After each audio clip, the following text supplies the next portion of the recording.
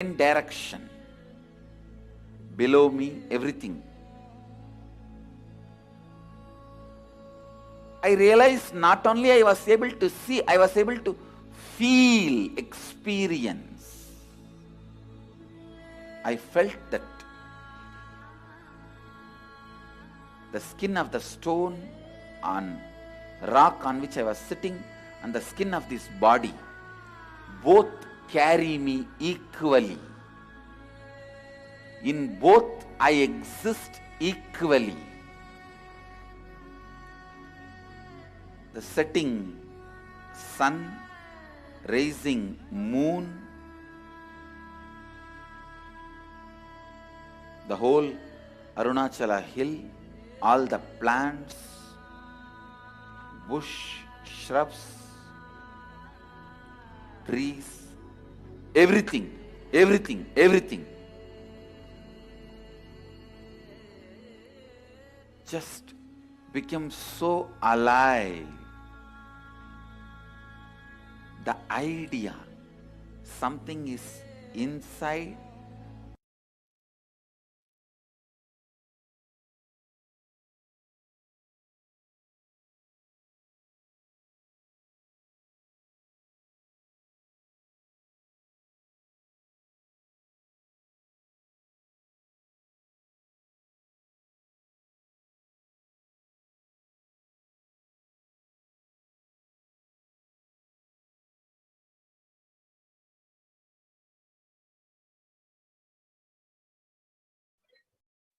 Last is the Pratyaksha Pramana, the empirical evidence from observation and scientific experimentation.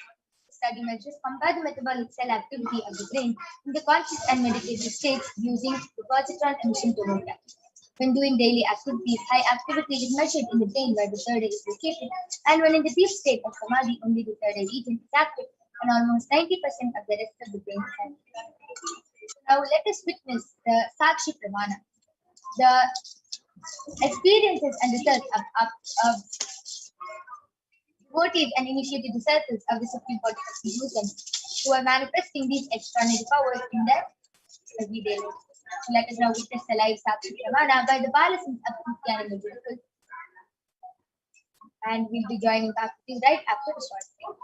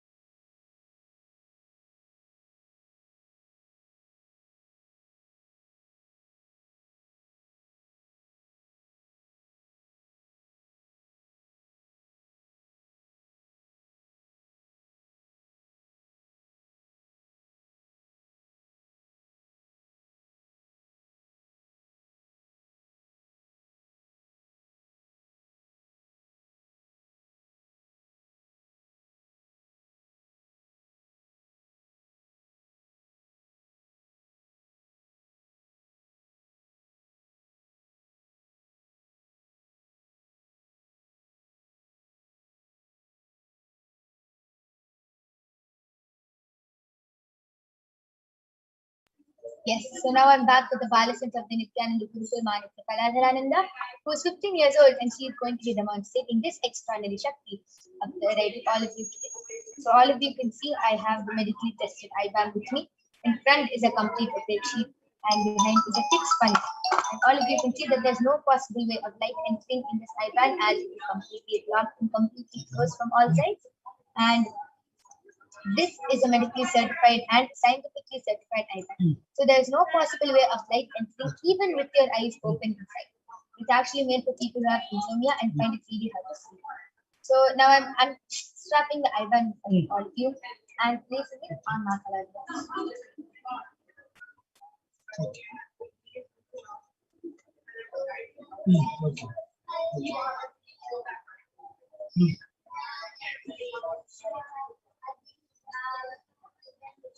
Yes.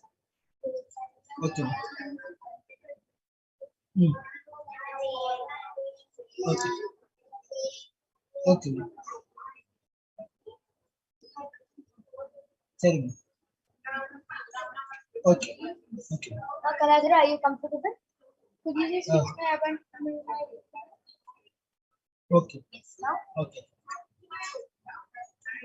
Okay. Okay, ma'am.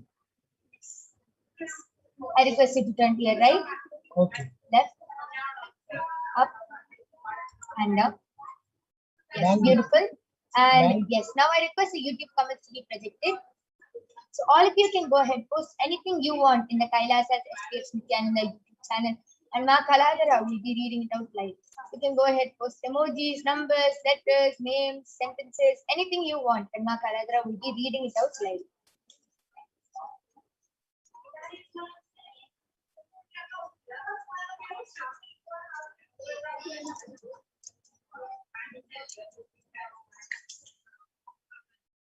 Okay, ma'am.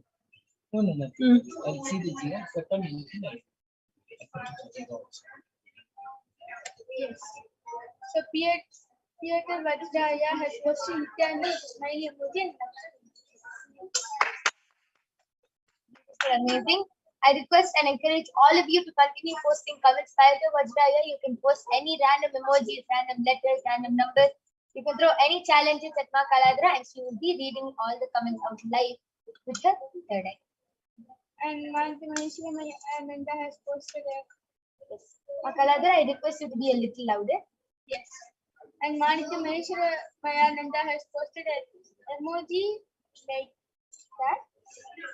And an emoji with hands stretched in the side and halfway heart in the back with one dot, small line and another big line, and an emoji like that with 3 green ones. Beautiful, amazing. I request all of you to continue posting. You can post random emojis, random numbers, letters, shapes, anything you want. You can even post long medical terms and Ma Kaladra will be reading it out.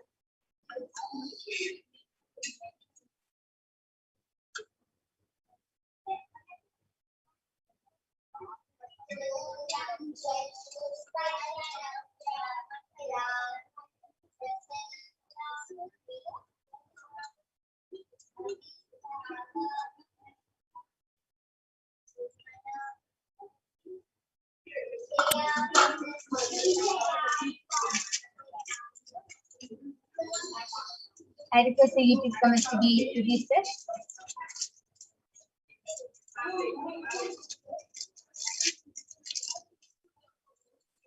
All of you can continue posting your comments. You can post random emojis, random letters, random numbers, random words.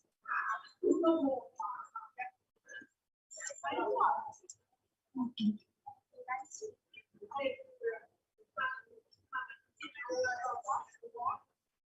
Yes, I request the Facebook comments to now be projected.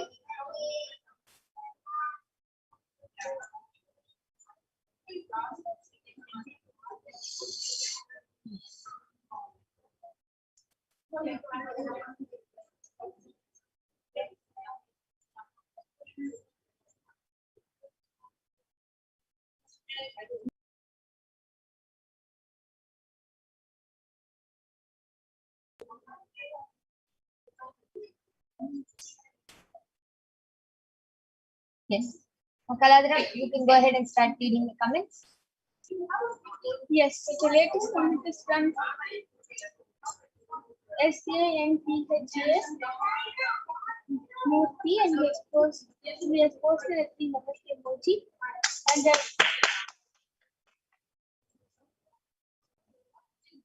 previous comment is from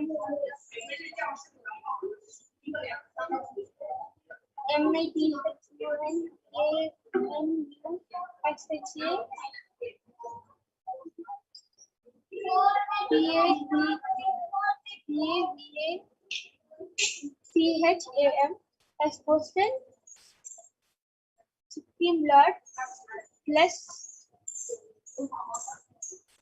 BLTS and bless and protect my family, please. Yes, beautiful. And yes, with this we are going to move on to the next power now. That was a very beautiful demonstration of the power of Tirna. I'm now removing the eyeband of Kailasa'S. I request YouTube comments to stop in please.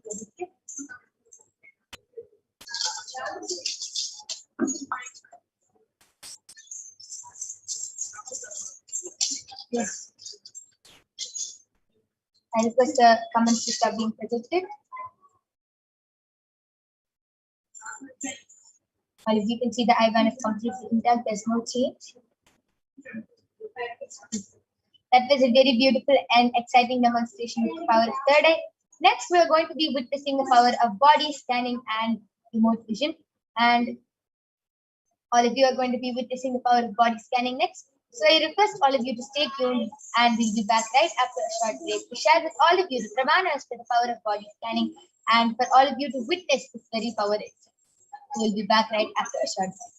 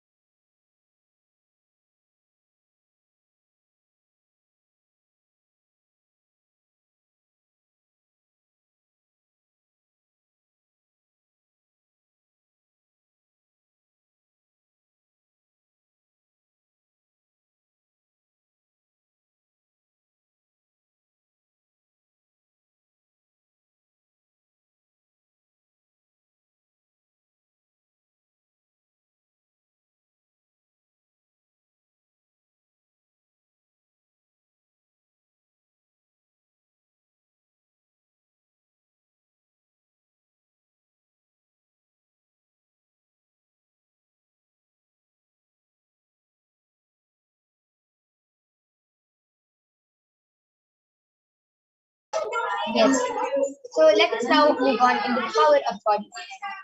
So the power of body scanning is where one awakens the ability to be able to scan illnesses, diseases, medically diagnosed issues, and provide solutions in the awakened context.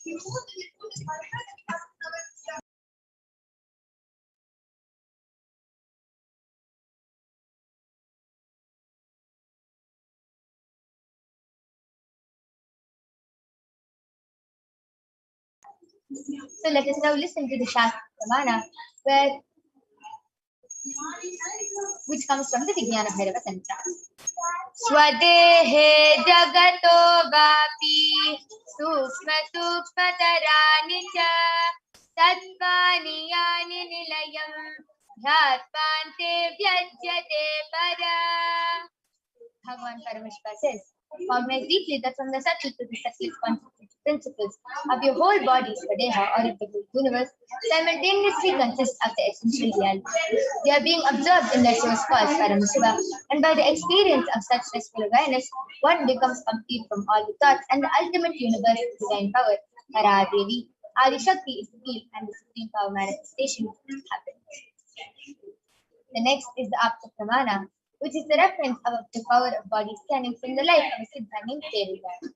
Periyar was a Siddha and one of the prominent disciples of Agastya. And one day a man suffering from a severe headache comes to Agastya for healing. And Agastya uses the power of body scanning and identifies the root cause of the disease. He reveals that there is a small terror, a frog, sitting in the person's brain. And Agastya immediately instructs Periyar, his disciple, to perform an open surgery and remove the frog. After the surgery is completed successfully, the person is completely healed and cured of the disease. Thus, he gained the name Periyar. The next is the Atma Pramana, which is the account of the life of the Supreme Pontiff of Hinduism, Jagat Guru Mahasamidhanam, His Divine Holiness Bhagavan Nithyananda Paramashivam, who was also time tested and verified this time. On the 22nd of December, Supreme Court of Hinduism shared how he uses the power of body scan. Paraphrasing his words, only when I had a multiple compound hand fracture, I was forced to go for surgery and therefore for medical checkups related. At that time, they detected heavy metal quantity in my different organs. It was revealed that I had been poisoned without our knowledge. I needed to use diagnostic methods instead of medical facilities to study the body condition due to the poison. Through the power of through body scanning, I found out what the problems and imbalances had happened and where the balance has to be done. I used allopathy as the second opinion to verify my findings. Next is the Sakshi Pramana, the experiences and results of the extraordinary manifestations happening through the initiated disciples of the Supreme Court of Hinduism. So now all of you are going to be witnessing the live demonstration of the power of body scanning. So I'm going to be manifesting the power of body scanning for all of you today, and I request you to comments to now be projected.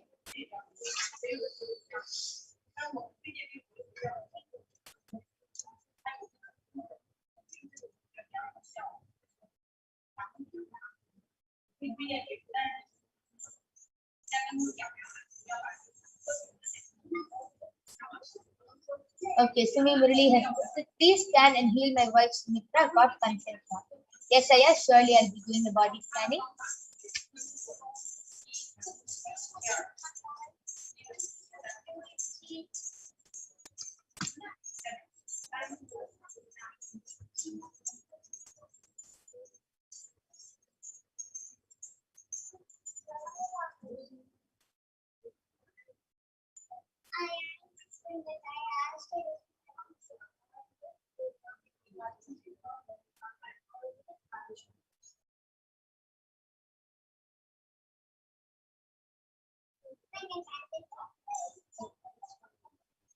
Yes.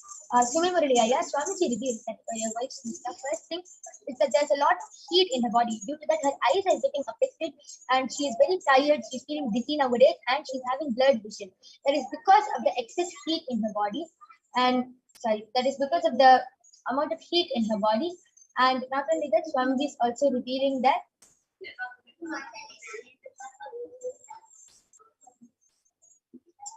she needs to be in more sunlight every day, and her body needs to breathe. Like she's wearing like stuffy clothes, not clothes which are not letting her skin breathe. So these are the two things which are affecting her. So Swamiji is showing she should drink a lot of carrot juice. She should sit out in the sun every day, like in the early morning. She should sit for 15 minutes in the sun, for the first 15 minutes in the sun. And Swamiji is also revealing that she can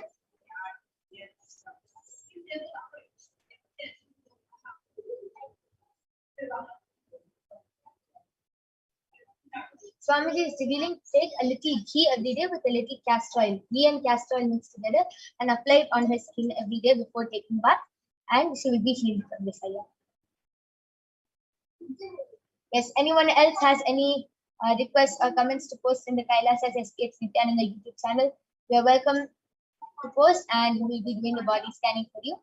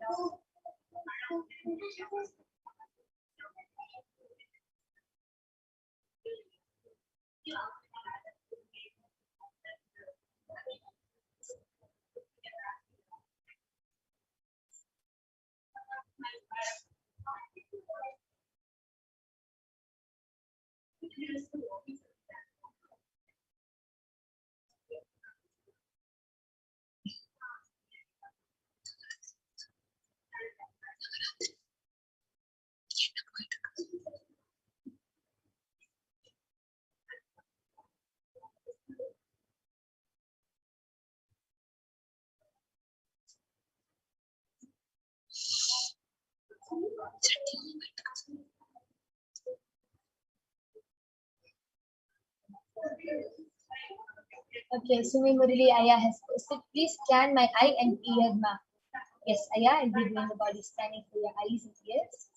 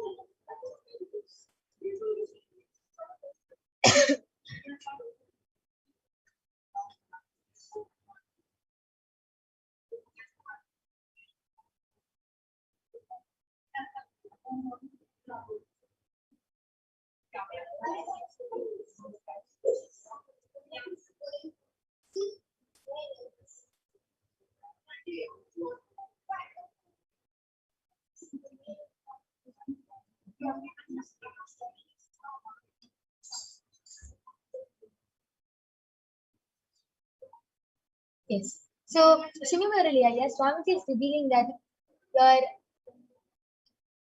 your eyes are completely fine, other than the fact that you are seeing the device too much, like the device too much, and it's affecting your eyes. And that is the only thing that Swamiji is revealing. And the solution for that is just every day you should start doing eye kapaya.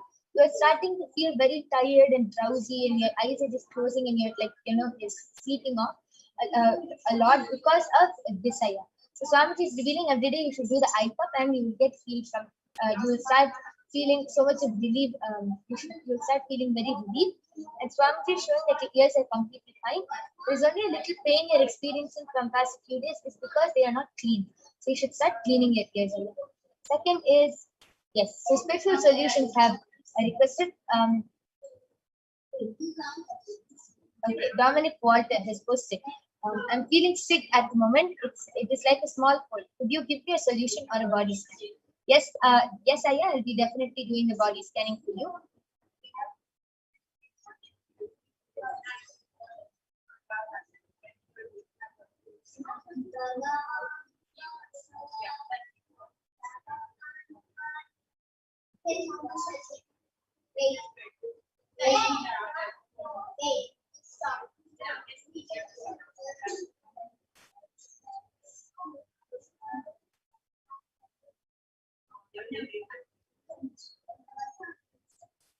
Yes,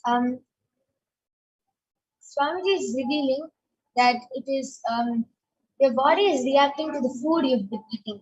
Like I've been able to see that from past few days, the food you're eating is not good for you. That is why your body is reacting because it's a new new agents in the body. So your body is not adjusting to that, and your body is reacting to that. Swamiji is showing just take haritaki, just take 2 spoons of haritaki and every day for the next few days, and you'll be healed of this. It's just that your stomach is little upset. Yeah, that is why you're having a small cold or anything. Swamiji is also revealing that those hand dryers which are there after you wash your hands, you put your hand in those dryers, right? Swamiji is showing that your skin has become very dry, and it's getting affected by that. Your skin is not adjusting to that heat when you put your hands inside the dryer.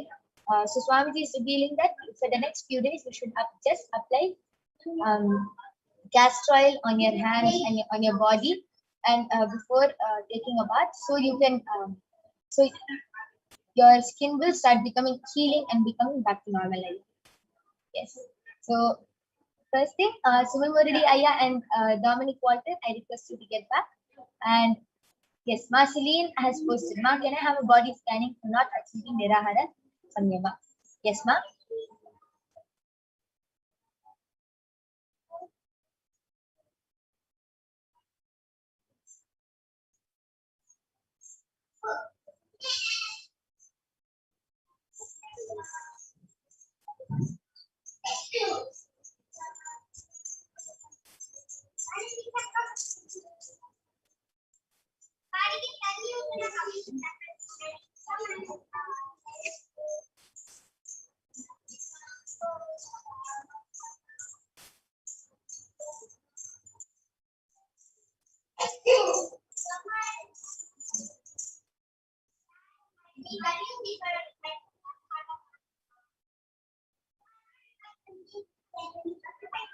Yes, Celine G. Swamiti is revealing that you are not able to achieve your Nirahara Samyama because you are continuously feeling lazy again and again. That is because you are not doing workout and yoga intensely. Swami is revealing that you should start doing yoga and workout intensely and you will be able to achieve your Nirahara Samyama. So, yes, um, spiritual solutions. Dominic Walter Aya has gotten back telling, thank you so much. We'll start to do it immediately. Thank you, Swamiji. Yes, Aya. Thank you so much. And yes, Masilin, I request you to get back. And Sunil Murali Aya, I request you to get back in the chat section. Anyone who wants a body scanning from third eye can post a request in the Kailasa'S HDH Nithyananda YouTube channel and we'll immediately be attending to you.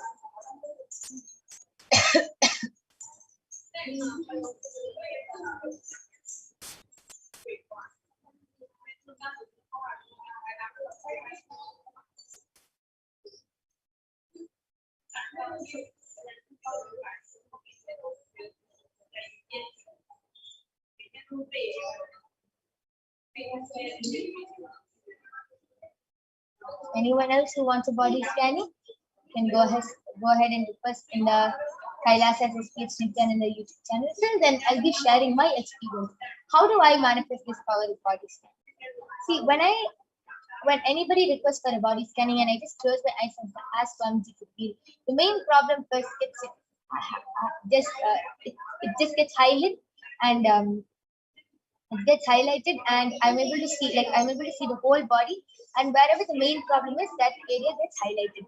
So example, the person is experiencing a lot of pain in the chest area. I can see the chest and the whole chest gets highlighted. And then I ask Swamiji, okay, what is the problem? Then it's like a like camera or something, and then it zooms into the body, and then I see, okay, what is the problem clearly. So the whole thing is very fun for me to do, and sometimes Swamiji shows me new things which I don't understand, and then I'll ask Swamiji, okay, can you show it in a simpler way? Then I'll see more images or pictures in a way which I can understand, and I can share it with all of you, like whatever Paramashiva is reading. So it's actually very fun to do this power of body scanning, and one more experience I would like to share is with the power of remote vision. So whenever I manifest the power of remote vision, that is seeing distances, that is seeing far distances, it is very fun because I literally see the person's house and I can see it in different ways. Sometimes I feel like I'm walking inside the house, like, okay, now I'm entering inside the door. I'm looking, okay, this side, I'm looking to the right, I'm looking left, and then I'm seeing up and seeing all the details. It's like literally I'm going inside the person's house and exploring. Sometimes I see the person's house from outside, and I just see like numbers, okay, 5 bathrooms, 3 rooms, like. So it's very interesting to manifest these extraordinary shaktis because it is something which you want. Sometimes even I think, am I really manifesting these powers? Like it's just a question for me. But then I remember, just with the initiation of Swamiji, just with the blessings of Swamiji, I'm able to really manifest these powers, see remote distances, be able to scan another person's body who is like so far away from us. So this is all with the blessings and grace of Swamiji, and all of you are not just watching a demonstration. Understand, this demonstration is for all of you to understand that you can also manifest these powers. It is a possibility for you. If she can do it, you can also do it. If I can do it, you can also do it. Because Swamiji beautifully tells everyone has a third eye. It just has to be activated. It just has to be initiated.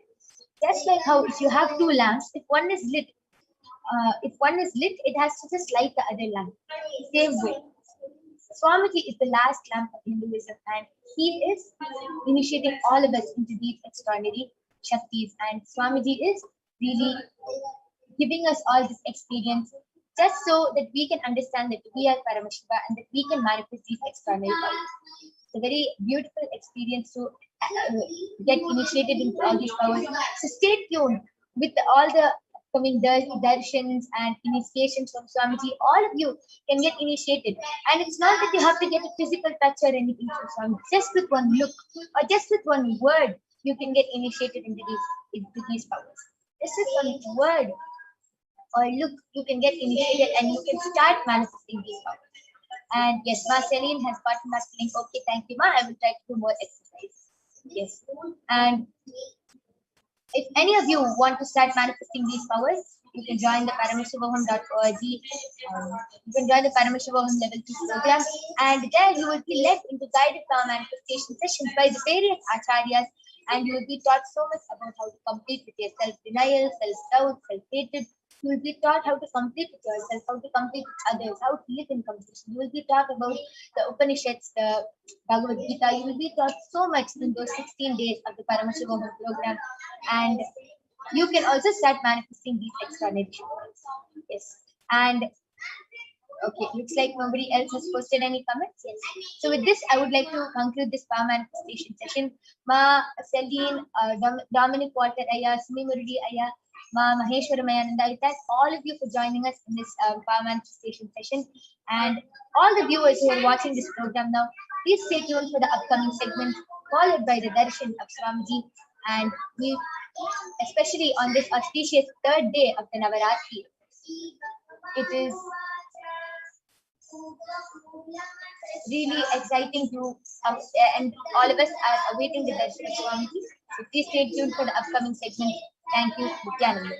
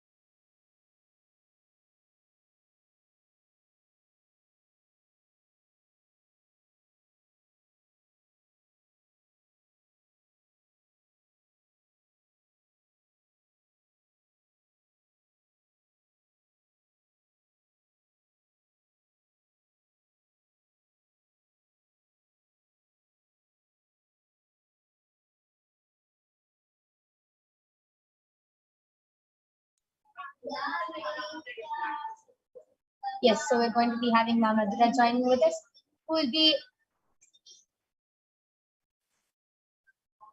teaching us so much more about the Parashakti and much more.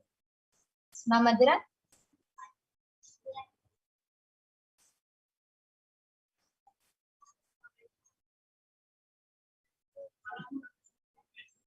Yes. Nithyananda, you can go ahead.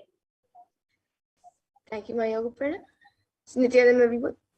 So now, after that wonderful demonstration of the powers that all of us just witnessed, let us now get into the next segment where all of us will be learning about how the world is today and the way to move forward and what is the solution for all the problems that humanity is facing today.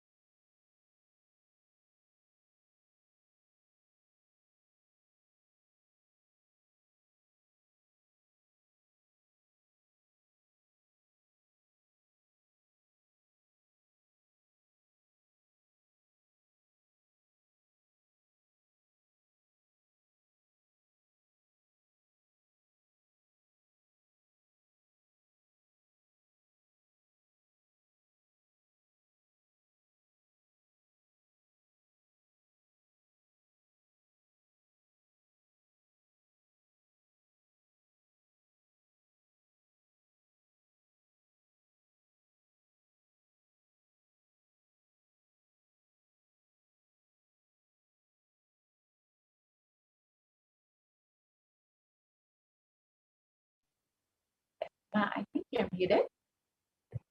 I think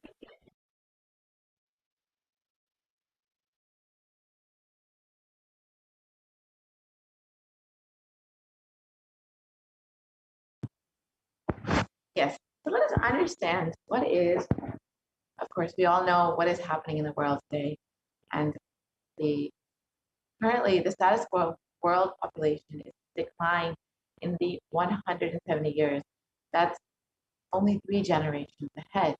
So the total number of confirmed cases of COVID-19, the 3% of the population, and is rising daily. So over 233 million people have been infected with COVID-19, and over 4.7 million people have died from COVID-19. And despite so many attempts at lockdown, quarantine, vaccination, we're still not able to find a solution. Vaccination is still not known to be the solution. We've not seen any improvements in the decline of cases, and it's not necessarily always available all over the world. And the average death per day is 126.5 thousand, and that's about 0.5% of the world's population. And average death per year is estimated to be 44 million people, and it's growing each year. It's not just from COVID-19, but from everything in the world. So if we say, just for our understanding, that the population growth per day and death rates are moving at the same rate, we are looking at human civilization to decline in the next 3 generations.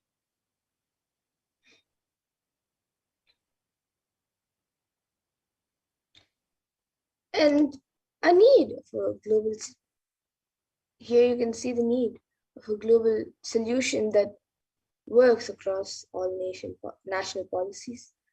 And here you can see the situation of a few parts of the world, which is given by the WHO region, So here you can see in America, there is 89, almost 90 million deaths, confirmed cases. And in Europe, 70 million confirmed. In Southeast Asia, 43 million confirmed. In Eastern Mediterranean, 15 million. And in the Western Pacific, 8 million. And in Africa, 6 million confirmed cases.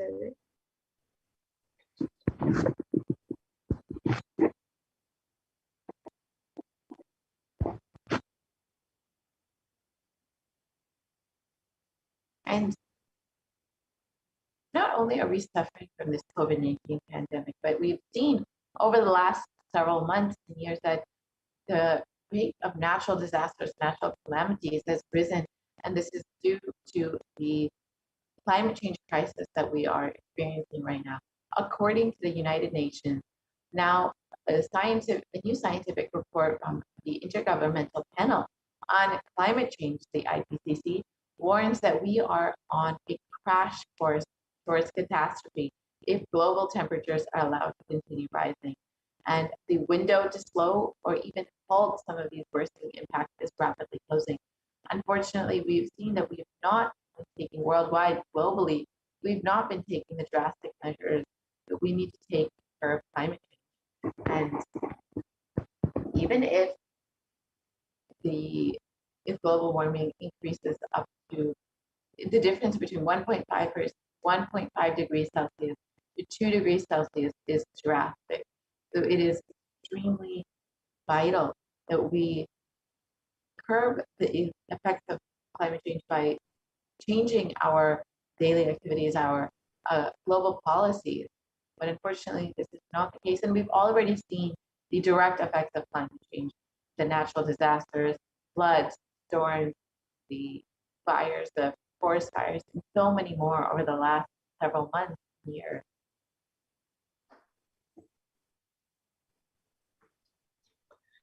And a few immediate precautionary methods that everyone should take is to protecting yourself. The first and foremost is to protect yourself by doing quarantine, by getting into quarantine, and follow the local government's guidance, guidelines, and regulations.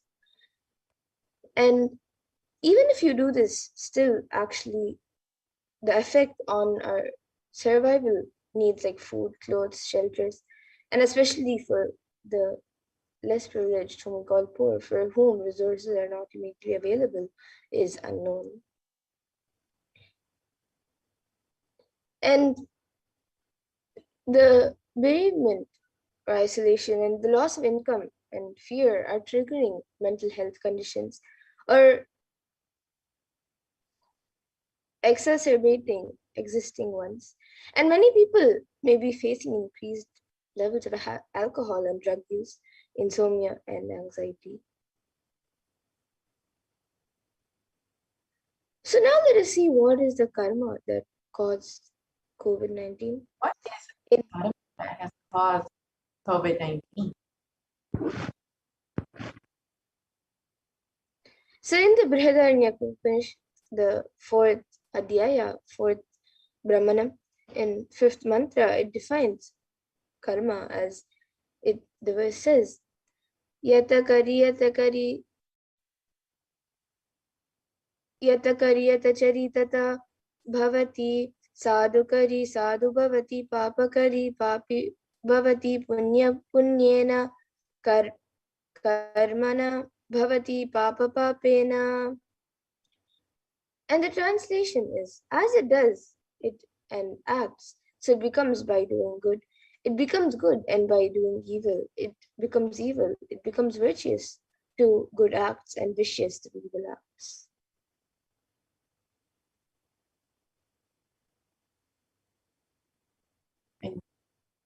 Our greed to make life comfortable and luxurious has been one of the causes of this karma. 83% of wild mammals have become extinct because of our own greed, stopping the idea that the whole planet Earth belongs to only the human race will only save us from this. And since the rise of human civilization, 83% of wild mammals have been lost.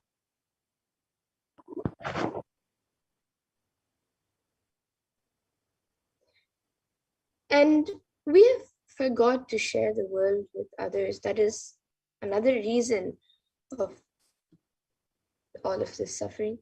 So let us set a trend of moving to a nature-based lifestyle. Let's stop torturing and killing animals. Let's drop this idea that planet Earth is exclusively for us. And let us set a trend of moving to nature-based lifestyle. Let's stop torturing and killing animals, and let's drop the idea that planet Earth is exclusively for us.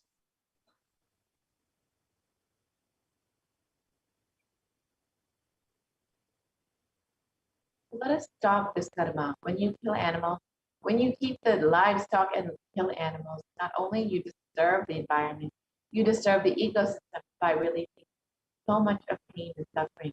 Here you can see just an example of the drain of resources that meat and meat products consume. Beef requires over 15,000 liters of water, fresh water, just to produce 1 kg of food.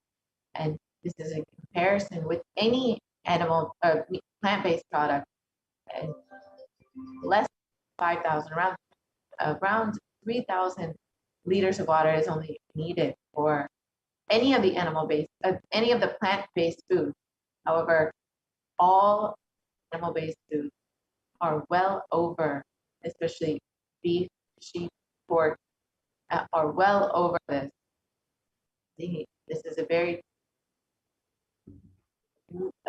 poor use of our resources, and this is extremely draining to our ecosystems, our environment, by producing so much of meat and consuming so much.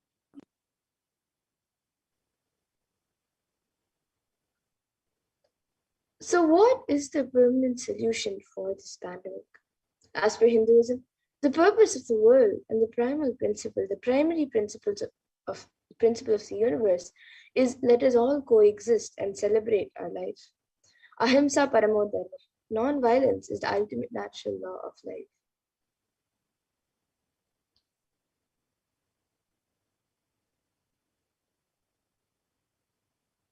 So what is the permanent solution for this pandemic? Let us stop that and stop all the actions from anger, lust, greed, pride, jealousy, and delusion. The solutions, the Hindu solutions are the aprigraha, asteya, or ahimsa, the lifestyle of non-stealing, living with minimal things, and non-violence.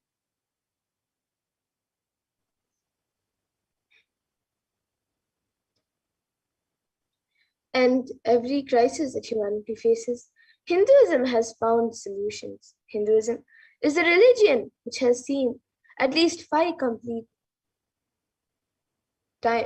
times where the planet Earth was completely wiped out. All the population, everything on planet Earth was completely wiped out. And the wiping out of the civilization, and the wiping out of the civilization is what has been recorded and documented. And every time when the civilization was wiped out, it has been documented of how it has been rebuilt.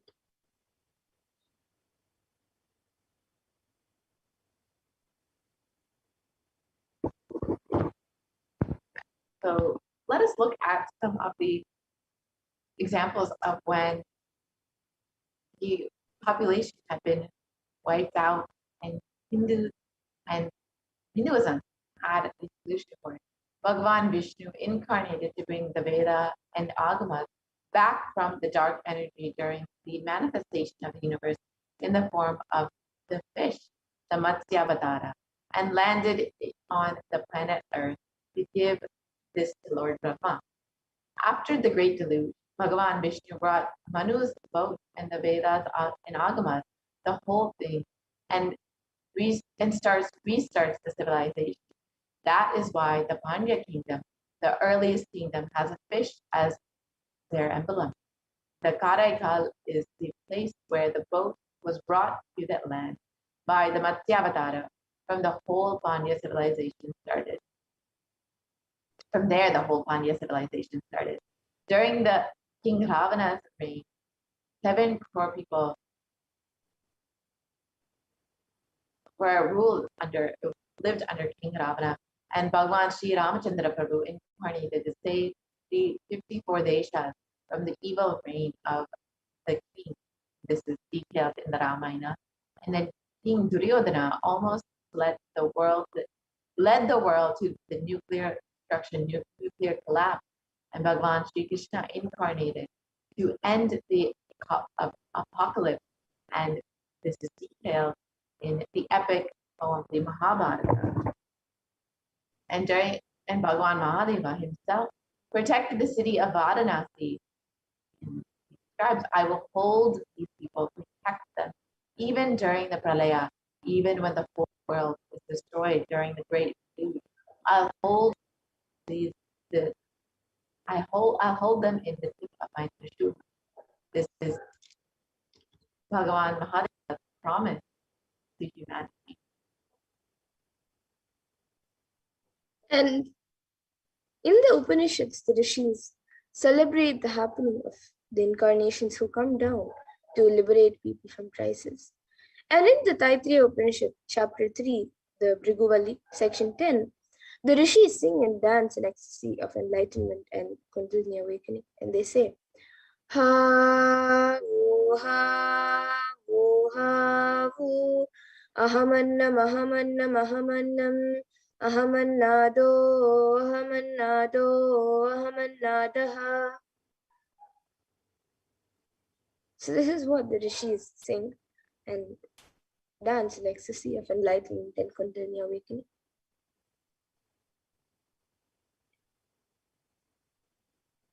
Paramashiva reaching out to liberate individual. So let us understand that ultimate consciousness happens again and again as Acharya, as Guru, and as incarnation. Paramashiva reaching out to liberate individual souls from bondages through knowledge is Acharya. Paramashiva reaching out to individual souls to liberate them from bondages through initiation is Shaktipada and Shaktinipada, is Guru. And Paramashiva reaching out to individual souls and intervening in their karmas, altering it, reducing it, and even deleting it, completing it, and changing the happenings of the past, present, and future is Leela. And the manifestation who is able to do these Leelas are the incarnation.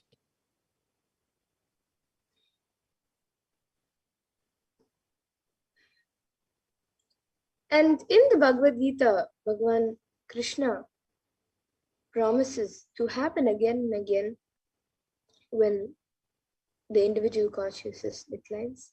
And he beautifully says, Yada yada hi dharmasya glanirvavati bharata abhyuttanam adharmasya tadatmanam shrujami, which means whenever there is a decline in individual consciousness, the collective consciousness increases.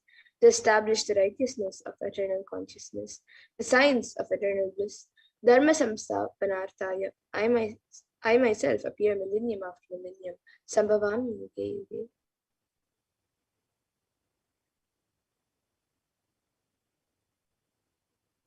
Let us understand the significance of Navaratri during this deluge, during this Kalaya.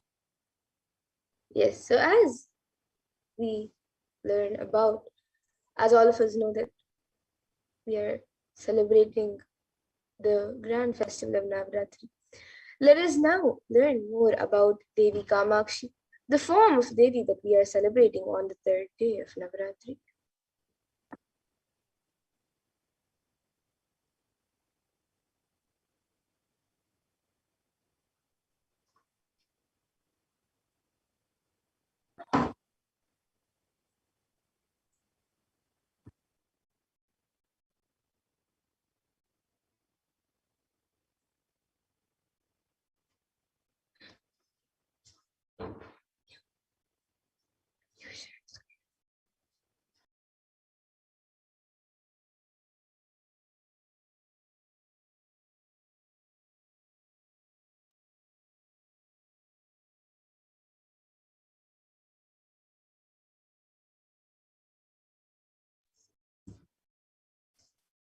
Yes, so now let us learn about Devi Kamakshi.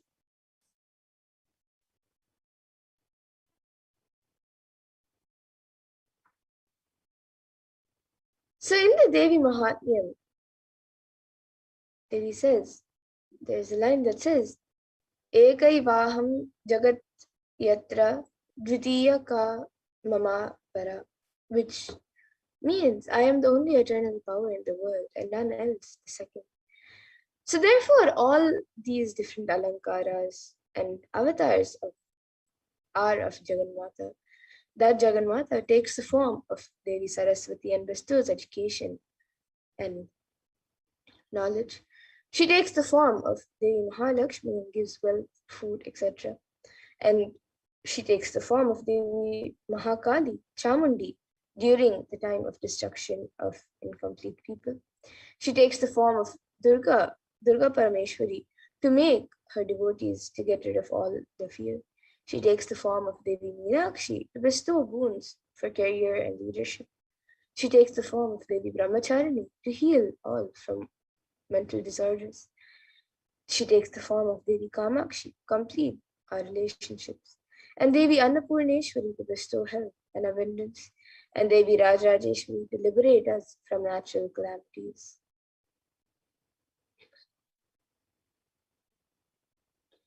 And in the Devi Mahatmyam, beautifully Devi Kamakshi graces us and grants boons.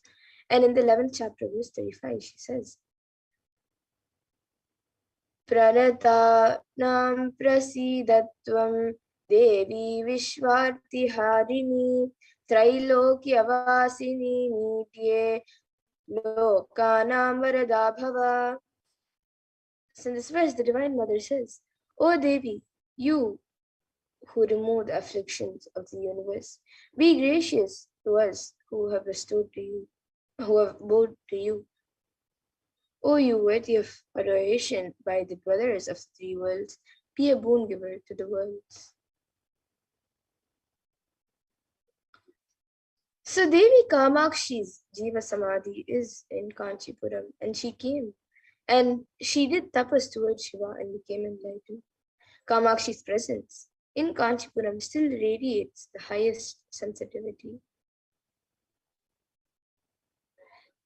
And by worshipping, the worship of Devi Kamakshi will awaken the sacred feminine consciousness in us in the oldest and is the oldest mother worship tradition.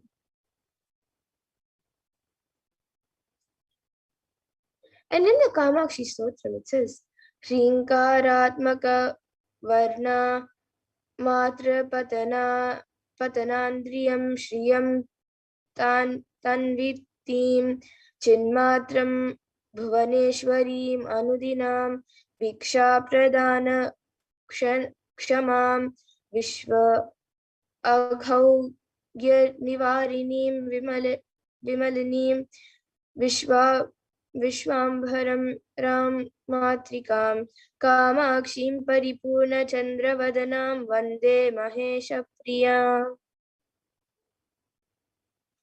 And the translation for this 7th verse of the Kamakshi Stotram says, Salutations to Devi Kamakshi, whose nature is expressed by the symbol Hirim, by reciting which the powers of Aindri and Shri spreads forth. Who as Devi Bhuvaneshwari, the embodiment of pure consciousness, is always showering boons and forgiving sins. Who as the all-bearing mother of the world, stainless and pure, keeps off the sins of the world from the hearts of devotees. Whose face shines like the full moon, we extol Devi Kamakshi, the beloved of Sri Mahesha Paramashivam. And the next, the 8th verse says, Vagevi chayam vadanti munaya kshirabdi kanyeti cha kshoni brittanayeti cha shruti giro yam amannati sputam eka aneka palapradam bahuvida karastanas Tanvitam Kamakshi Sakalarti Bhanjana Param Vande Mahesha Priyam. And the translation for this is salutations to Devi Kamakshi, who is called as the goddess of speech, Devi Saraswati, the goddess of the Milky Ocean, Devi Lakshmi, and the earth-born daughter as Devi Sita, and who is the voice behind the Shrutis, Nishits, manifesting out of her own will, who is the one bestowing many fruits and manifesting in various forms, who is the destroyer of all suffering and transcendental in essence, we extol Devi Kamakshi, the beloved of Sri Mahesha. And the next verse is, Kanta Kama Dudakari Indra Gamana Kamari Vamanga Kalyani Kalita Avatara Shubhaga Kasturika Charchita Kampatira Rasala Mula Nilaya Karunya Kalolini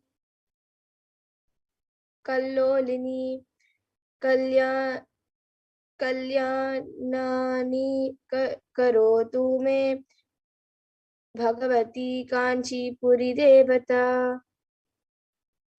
And the translation for this verse, salutations to Devi Kamakshi, who is the beloved of the devotees and like the milch cow fulfills their wishes, whose movement is like the king of elephants and who share the left half of the body with Sri Shiva, who is the bestower of auspiciousness incarnated in the divine auspicious body smeared with the perfume of kasturi, who abiding in the banks of the Kampa river under a mango tree, Amra, surges with her compassion.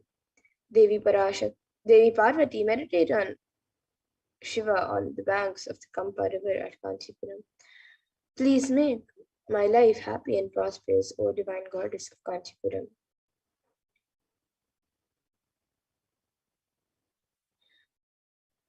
So now let us see Devi Parashakti's divine play, the Leelas, from the Chandi Stotram in the Devi Mahatma.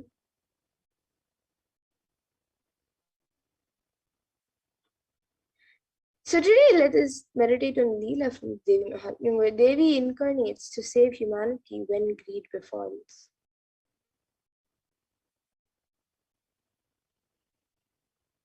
So the power of human anger and greed threatens to destroy everything it touches. The goodness of the nurturing earth, the stability of the mountains, the expansive beauty of the oceans, the innocence of the gentle clouds. Under Devi's attacks, demon Mahisha changes form from a buffalo to a lion, to a man and to an elephant, and every time eludes her death blows. And like Mahisha, we go through life dissatisfied, often agitated, and sometimes full of rage. And the causes of our misery change over time. One day it is this, the next day it is something else, and so it goes. Until we can pin down the root cause, our discontent cannot be overcome. And like Mahishasura, the cause of loath to reveal itself.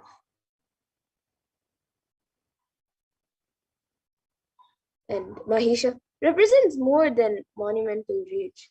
His anger is one of the 6 passions that afflict our human awareness. The others are lust, greed, pride, jealousy, and delusion. So let's analyze them.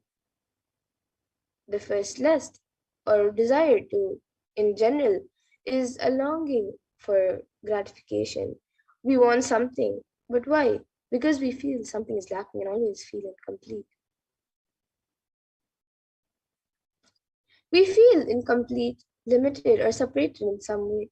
We fail to satisfy our desire. A common response is anger. Or when a desire is satisfied, a common response is greed. We want more. And so we're caught in an ongoing cycle. To make matters worse, we can add pride and jealousy to the mix as well.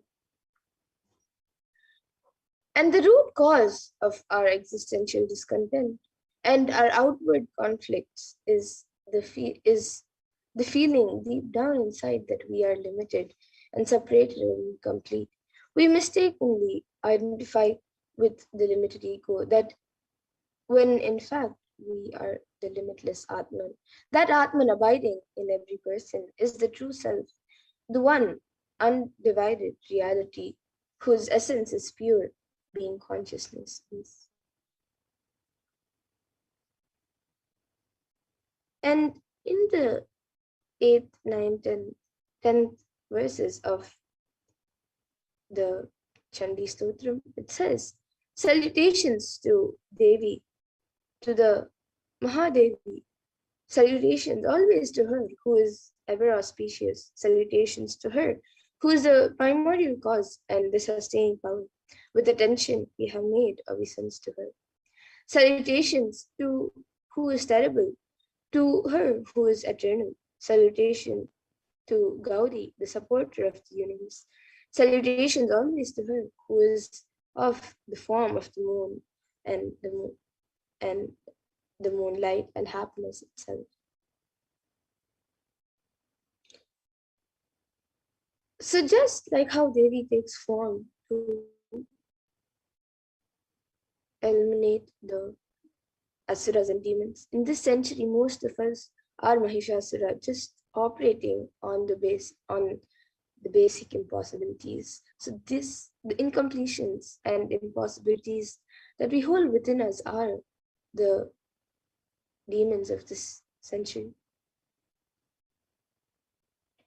So most of the delusions that we make every moment, we make unconsciously, make thousands of decisions unconsciously in a day. Whether it is thinking or talking or doing, it is done unconsciously without awareness.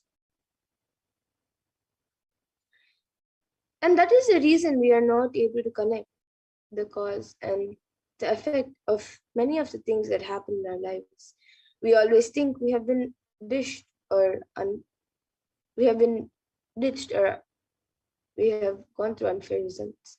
And we are blissfully unaware that it was we who caused the effects. We made it happen by the way of unconscious living and ended up in incurring more karma. So there is a way to again and again remind ourselves not to collect karma and to live without the influence of the earlier incurred karmas. The first step is to have a clear understanding that karma is powerless in the presence of an incarnation. And somewhere, this karma chakra needs to be broken, and you need to be given a new energy, inspiration, understanding, and possibility. And if you're always stuck with this action result cycle, you will never ever be given a chance to taste the possibility. The taste of possibility can be given to you only when the divine intervention happens. Mahadeva intervenes in your life in the form of the Guru, and he assumes the form of the Guru just to liberate us from the karma chakra and give inspiration, joy, bliss, and cause miracles and enlightenment in all of our lives. And initiation means the ideas or knowledge of or the clicks that brings you out of these depressive thoughts and that brings you out of the influence of your karma.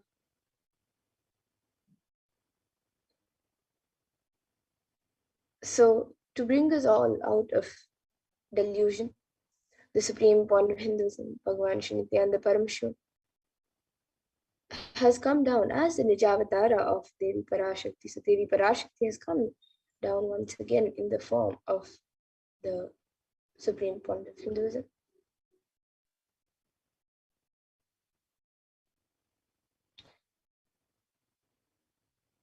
So the Kailasa'S Shyamala Pita Sarvabhaumi's rare and sacred lineage of pontiffs has been systematically carried over in unbroken progression from ages, and the chosen emissaries of Lord Paramashivan Devi, Parashakti, and the Guru Mahasannidhanams of Kailasa'S Shyamala Pita Sarvabhaumi's are the direct representatives of the cosmos.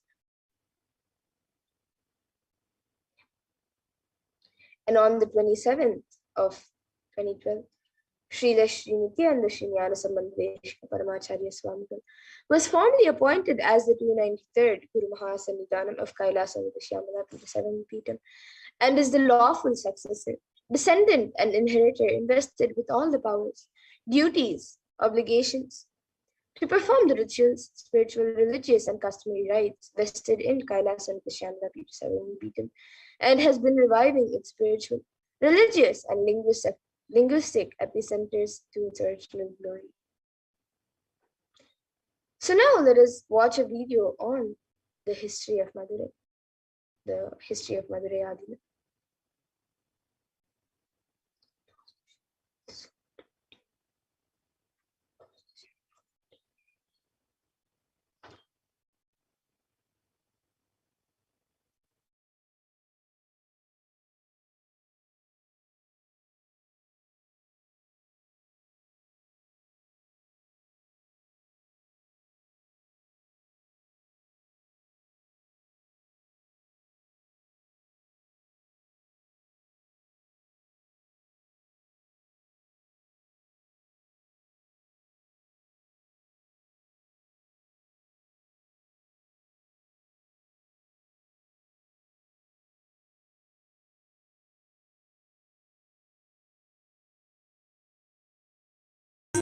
The ancient temple town of Madurai in southern India boasts of a 2,500-year-old history of spirituality. Historians trace Madurai's existence back to the 3rd century BC, making it one of the oldest continuously inhabited cities of the world. Legend says that Madurai was established by the Cosmic Mother herself, who incarnated as Princess Meenakshi, daughter of the pious king Malaya Dwaja Pandian. An able queen and a fearless warrior, Meenakshi expanded her empire right up to Kailash in current China. But when she came face to face with the Lord of Kailash, Shiva himself, she recognized him as her eternal consort and dropped her arms to become Shiva's companion for life. Along with Shiva, also known as Sundareshwara or the beautiful Lord, Meenakshi reigned over her kingdom for a glorious 166 years. In course of time, with the rise of Jainism as a religious force, Madurai too fell to its powerful influence and Shaivism all but vanished from the sacred kingdom where Shiva himself had once walked the earth. The renaissance of Shaivism in Madurai was the sacred task of a child incarnation, Tirunjana Sambandar, one of the 4 visionary saints of Shaiva Siddhanta tradition. The story goes that as a baby, Tirunjana Sambandar was once nourished by the milk of enlightenment from the cosmic mother herself. This child prodigy arrived in Madurai to effortlessly defeat the learned Jain monks with his wisdom, healing powers, and spiritual prowess, and restored Madurai to her beloved religion, Shaivism, by reviving the ancient Madurai Adinam and the Meenakshi temple, which had fallen to desolate ruin. Madurai Adinam is today the world's oldest living Hindu organization, with a recorded history alone spanning a glorious 1,500 years and an unbroken lineage of illustrious pontiffs to this very day. Over the centuries, Madurai Adinam has been patronized by the likes of Tipu Sultan, Robert Nobili, and the poet saint Vallalar. The pontiff of the Madurai Adinam is known by the title Guru Mahasannidhanam and inherits the responsibility of carrying forward the traditions of Tirunjana Sambandar's sacred work.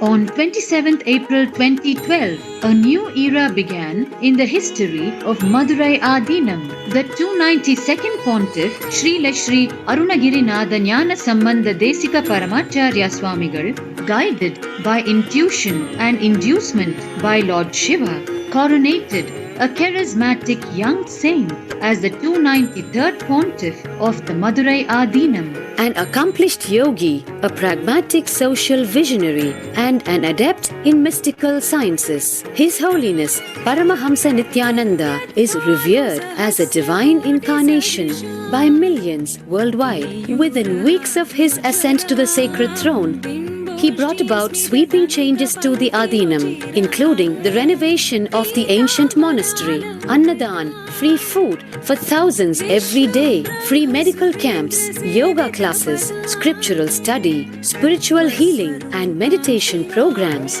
The traditional Adinam now has a website, and thousands participate in the morning worship and spiritual talks via live streaming and two-way video conferencing. Vast properties belonging to the Adinam are being reclaimed from illegal encroachment. Its numerous temples are being restored to sanctity, and the neighboring villages are being adopted with basic amenities, education, and medical care being provided for all. His Holiness dreams of an authentic Vedic Renaissance for which India has already waited too long. Here, I take the commitment of making Madurai Adinam as an international religious organization.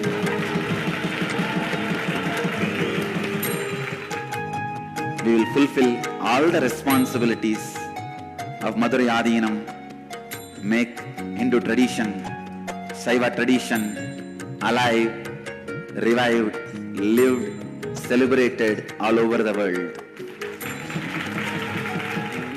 With a brand new pontiff at its helm, Madurai Adinam promises to be more than just another traditional monastery. As a whole generation turns to spirituality for answers, the changes at Madurai Adinam mirror the changing role of spiritual organizations today as power centers and guiding forces, forging the enlightened government of the new world.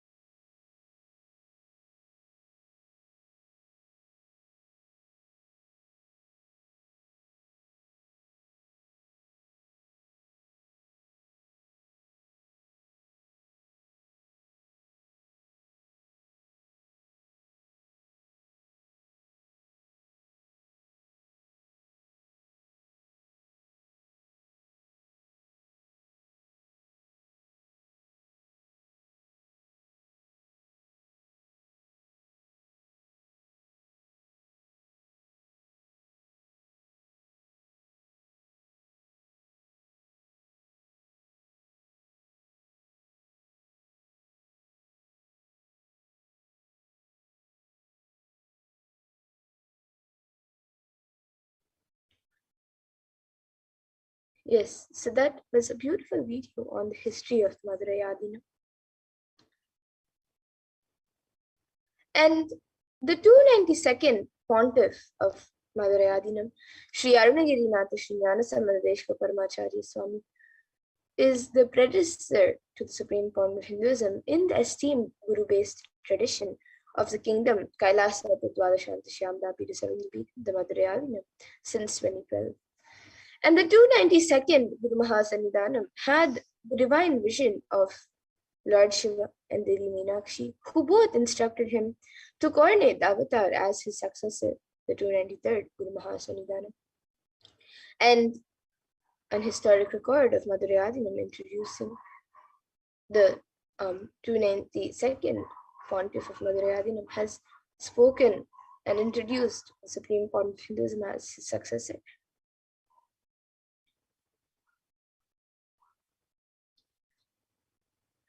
And here you can see the Supreme Pontiff of Hinduism as being coronated as the 293rd Jagadguru Mahasannidhanam of the Kailasa'S Nithyananda Paramashivam, the Madurai Adinam. Here you can see a few pictures of it.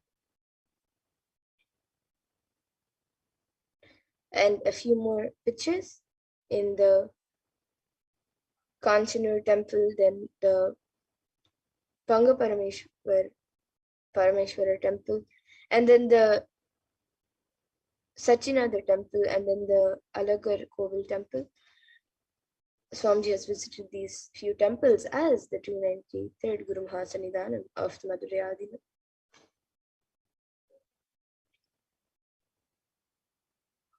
And at the mere age of 16, the Supreme Pontiff of Hinduism was declared as successor of the Arunachala Sarvangapeetham by the Guru Parampara, by his gurus. And at a young age of 21, the Supreme Pontiff of Hinduism founded the mission, the Nityananda Sangha, to revive Kailasa internationally. And this happened in 1999 when the Supreme Pontiff of Hinduism was 21. And at the age of 24, on the 4th of November, the Supreme Pontiff of Hinduism founded the Adi Kailasa Nithyananda Paramashivam. And at the age of 26, on the 1st of January 2004, the Supreme Pontiff of Hinduism was declared as successor of Bhagyanagara Sri Sarvagnapeetham. And at the age of 26, on the 31st of December 2004, the Supreme Pontiff of Hinduism was coronated as the incumbent emperor of the Suryavamsha Sarangi Samrajyam of the Suryavamsha lineage. And at the age of 29, in 2007, the Supreme Pontiff of Hinduism revived the Adi Pallava Sarvagnapeetham. And at the age of 30 in 2008, was coronated as the successor of the Kashi Sarvagnapeetham. And at the age of 35 in 2013, the Supreme Pontiff of Hinduism was officially coordinated as the Mahamandaleshwar, the supreme spiritual head of the Mahanirvani Akada, the largest apex monastic order. And he is also the youngest Mahamandaleshwar who was coronated at the age of 35.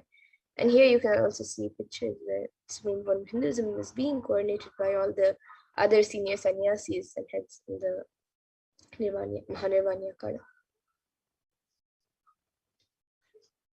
And at the age of 35 in 2013, the Supreme Pontiff of Hinduism was also declared as the Acharya Mahamandaleshwar of the Atal Akada, the oldest monastic order of Hinduism. And this Akada was actually established by Mahaganapati himself. So the Supreme Pontiff of Hinduism was declared as the Acharya Mahamandaleshwar by the Acharya Mahamandaleshwar at that point in time, who was Sukadevanandaji, and the incumbent spiritual head of the Supreme Pontiff of Hinduism was declared as the incumbent spiritual head of the Atal Akada at the age of 35.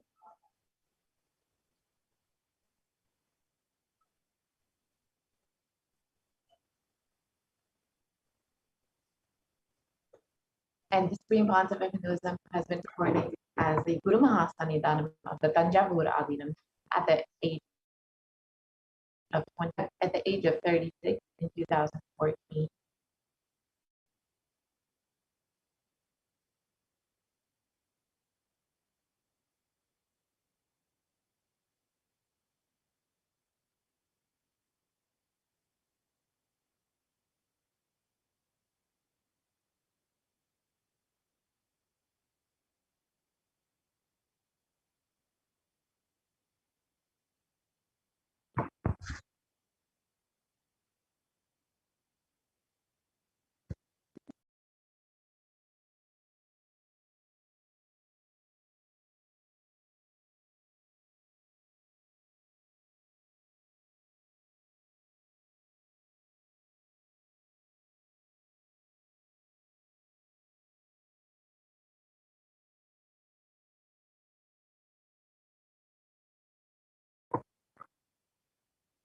Sorry for the technical glitch.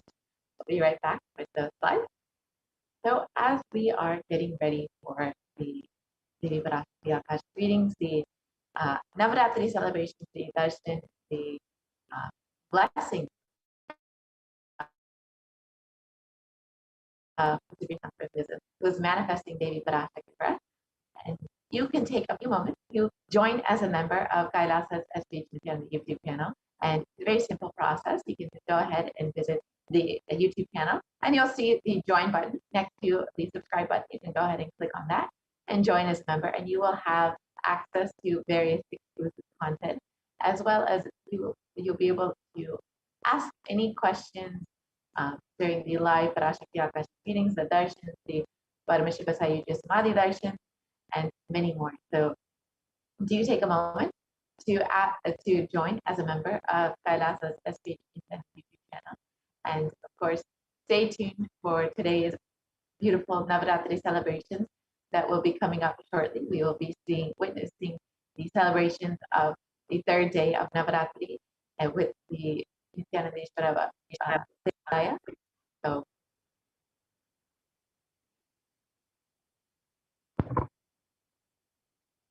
and Supreme Concept was also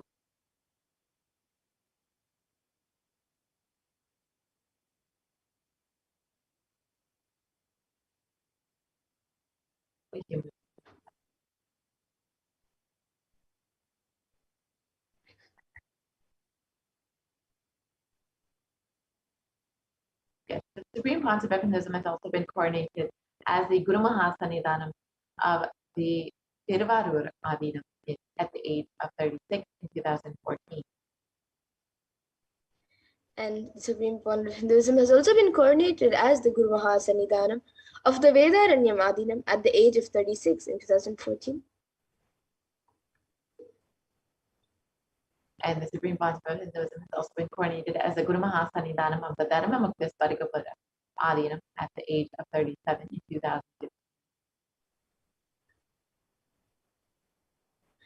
And the Supreme Point of Hinduism has also been coronated as the Guru Mahasannidhanam of the Adi Pita Kailasa'S at the age of 37 in 2015. And the Supreme Concept of Hinduism has been elected as the Supreme Concept of Hinduism by a congregation of over 1,000 Hindu pontiffs or leaders at the age of 36 in 2016.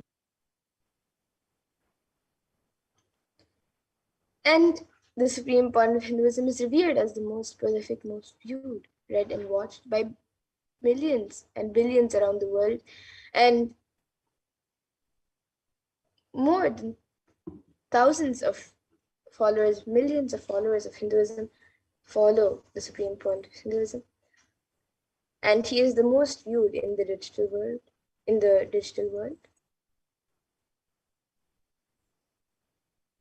And Kailasa is the world's greatest digital nation with over 1 billion views. And this includes over 1,100 Facebook pages, 50 websites, over 102 Instagram channels, 70 initiatives, 458 YouTube channels, 128 national channels as well, Twitter channels, and 12 web TV channels. And the Supreme Point of Hinduism has worked relentlessly and worked hard for 27 years now and has contributed a numerous number of things to the world, and he has contributed humanitarian services and initiatives including free vegetarian food banks, medical services, natural disaster relief, women empowerment initiatives, and conflict resolution and peace initiatives, sustainable Hindu practices through various international agencies and bodies, and much more. And the Supreme Concept of Hinduism has authored over 300 books and 10,000 articles in 3 languages, which include English, Tamil, Sanskrit, and those have been translated into 50 languages with over 1,000 titles. Here you can see some of these books that are easily available online in English, French, Spanish, and much more. They're all freely available in Tamil, Spanish. And over 20 million copies of these books and articles have been sold, read, and downloaded by millions around the world. And the Supreme Concept of Hinduism has established the largest Hindu library with over 1 million books, 1 million Palm scriptures, and over 20 million digital books. And this library continues to expand today, which includes a palm leaf printing unit, as I mentioned here, to reprint all of these original scriptures on the original palm leaves that they were once written on. And the Supreme Point of Hinduism has given over 10,000 hours of discourses and over 1 billion views on social media. He has on all the pages. We have over 1 billion views on all the social media platforms. The Supreme Concept of Hinduism is respected as the commentator of all the sacred scriptures, such as the Upanishads, the Bhagavad Gita, the Shiva Sutras, the Yoga Sutras, the Ashtavakra Gita, the Jain Sutras, and many more. And the Supreme Point of Hinduism is honored as a leader of Hinduism, the most awarded, internationally recognized Hindu leader.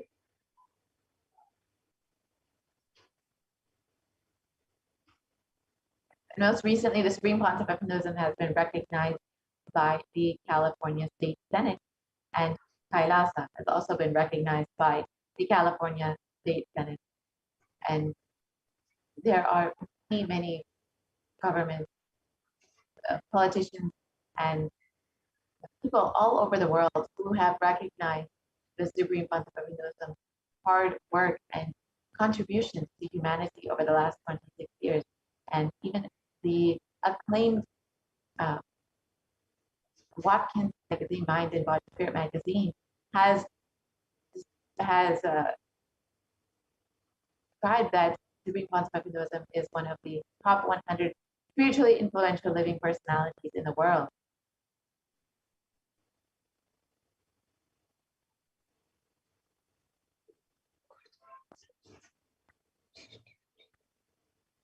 And Supreme Concept of Hinduism is the reviver of the sovereign order of Kailasa, led by the Supreme Concept of Hinduism and the Nithyananda order of monks, nuns, and the Hindu diaspora all over the world, who are working for global peace and to give the superconscious breakthrough to humanity.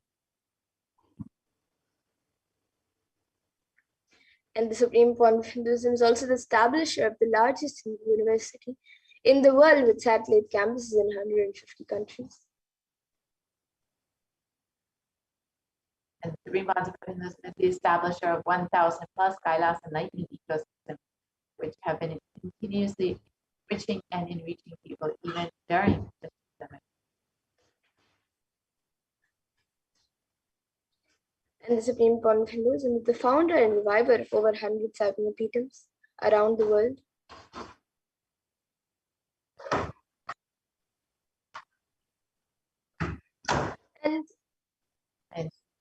the late Mahant Narendra Giriji Maharaj, the president of the largest apex body of Hinduism, the Akhila Bharatiya Parishad, Akada Parishad, has the group of 13 Akadas with over 2 crore sadhus or monks in India welcome the Supreme Pontiff of Hinduism, Jagat Guru Maha Sanitanam, His Divine Holiness Bhagwan Nithyananda Paramashivam, as one day the Supreme Pontiff of Hinduism, Jagat Guru Maha Sanitanam Bhagwan Nithyananda Paramashivam, Swamiji is going to be called as the Vishwa Guru, the Guru of the whole world, and he is going to be the spiritual guide for the world, and peace will spread in the whole world. People are not yet aware of the energy of Swamiji. In reality, Swamiji is the Swarupa, the form of Bhagavan, God himself, and we are offering prayers not just to a Guru, but to an embodiment of Bhagavan. I am sure that Swamiji must have done intense penance, tapas, in his childhood and merged into God, as a result of which he is expressing this divine power of God. This is the words of the late Mahant Narendra Giriji Maharaj, the Akara Parishad head, and the leader of over 2 crore sadhus, who was described the greatness of Swamiji and the divinity of Swamiji. And just like this, various heads of akadas and mats have spoken about the Supreme Pontiff of Hinduism. So we also have Sri Shanti Mahaswamiji, who is the head of the Kalda Mata, the oldest recorded mata in Karnataka, dating back to more than 6,500 years ago, declares with his authority, he beautifully says about the Supreme Pontiff of Hinduism, whenever humanity falls into suffering and pain, Ishwar, the divine himself, does austerities, tapas, for their upliftment. Ishwar is the embodiment of the divine light. Nithyananda Maharaj is seated as the embodiment of as the embodied divine light, spreading world peace and serving the whole of humanity from India. Nithyananda is a treasure house of jnana, sacred knowledge.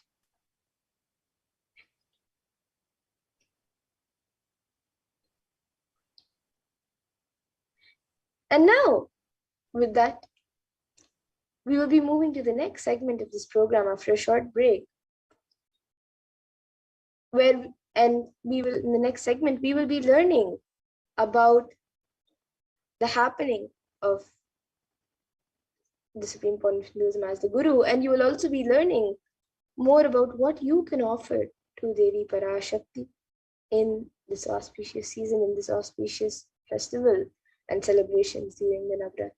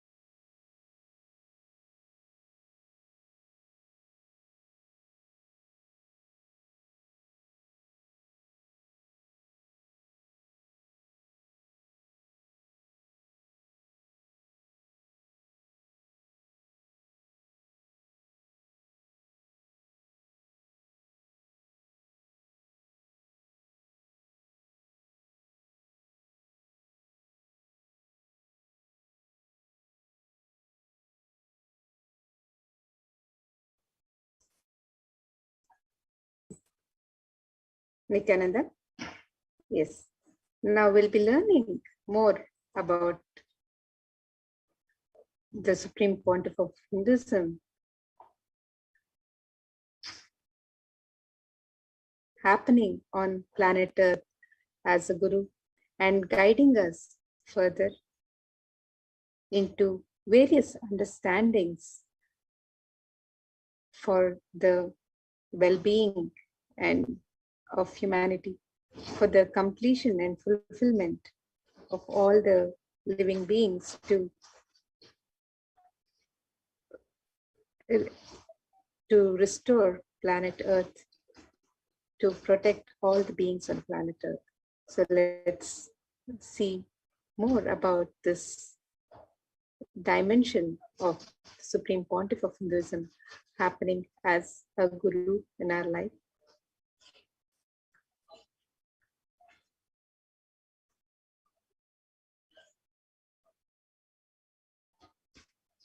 And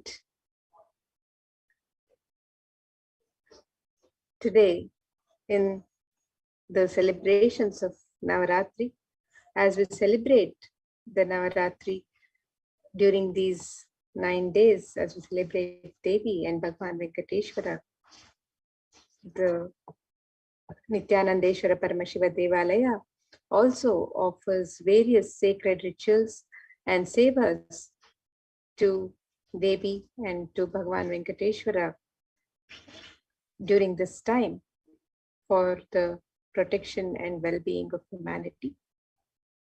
On each of these 9 nights of celebration, Devi is adorned and decorated in her various manifestations and worshipped as her various manifestations.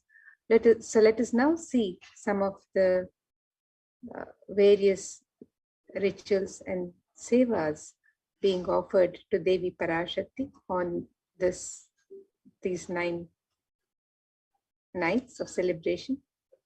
On day 1, we celebrated the manifestation of Devi as Rajarajeshwari, who bestows the protection from natural and epidemic calamities, for the removal of delusional arrogance, and bestows all boons upon the devotees. And on the second day of celebrations, we celebrated the manifestation of Devi as Devi Meenakshi, who bestows the protection from insecurity and of job loss and career loss. On the third day, which is today, we are celebrating Devi Parashakti as the manifestation of Devi Kamakshi, who heals us from all relationship problems and the ability to heal from the loss of loved ones.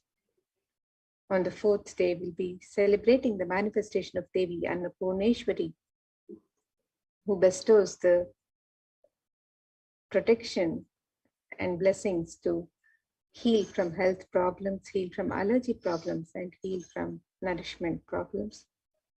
On the fifth day of celebrations, we are celebrating the manifestation of Devi Vishalakshi, who blesses and graces us to invoke the leadership quality and protection from uncertain future.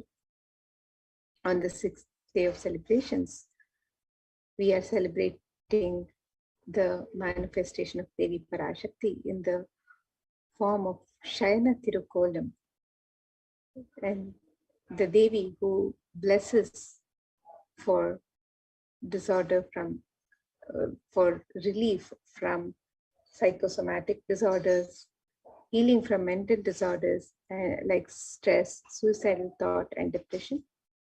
And on the seventh day, we are celebrating the manifestation of Devi as Devi Mahalakshmi, who bestows grace and blessings to protect from the loss of wealth, protection from loss of business.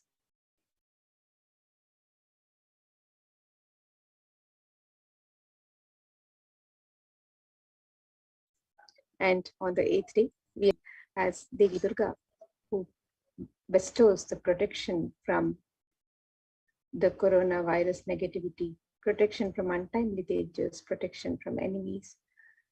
And on the 9th day of celebrations, we are celebrating the manifestation of Devi as Devi Saraswati, who bestows upon us the ability to grasp knowledge, the ability to achieve excellence in exams, ability to learn through new ways of learning, and and who bestows the grace for the ultimate knowledge, the supreme ultimate knowledge to be awakened in us.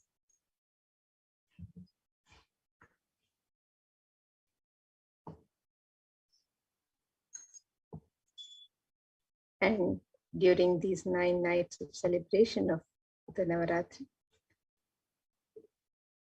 we are also offering various sevas and rituals to the deities in Adi Kailasa'S Sarvadnipita, the Kshetra, where the Supreme Pontiff of Hinduism has consecrated all the gods and goddesses of Kailasa, where they are living deities.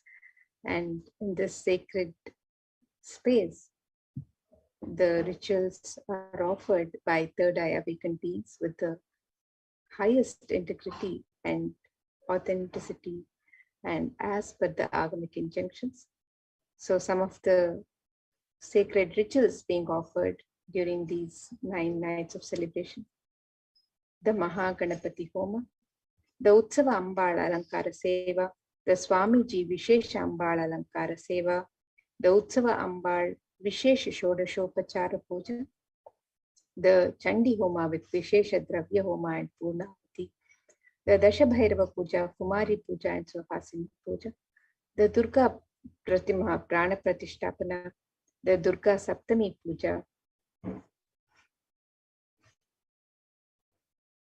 the Durga Saptami, Ashtami and Navami Puja and Arati, the Devi Mahatmyam Parayanam, the Durga Ashtami Puja, the Durga Kumari Puja, the Durga Navami Puja, the Ayudha Puja, the Maha Naivedya Seva on Vijayadashami, the Pratyakshapada Puja on Vijayadashami, the Tulabharam offering on Vijayadashami, the Utsava Venkateshwara Alankara Seva, and the Utsava Venkateshwara Navakalasha Abhishekam. So all of these sacred rituals and sevas are being offered in the sacred space of Adi Kailasha Nithyananda Paramashivam, the Nithyanandeshwara Paramashiva Devalaya, and the devotees can offer any of these sevas and celebrate this Navaratri and receive the grace and blessings of Devi Parashakti, of Bhagavan Venkateshwara, and of all of the gods and goddesses of Kailasa. So the Alankara Seva is the Seva, the offering of decoration to the deity. Alankara means decoration, and also that which causes a deep sense of fulfillment. It is from the Sanskrit root, alamkara, alam karoti iti alankara. That is alankara. So you can offer the alankara seva to the various deities that are worshipped and celebrated on these 9 nights.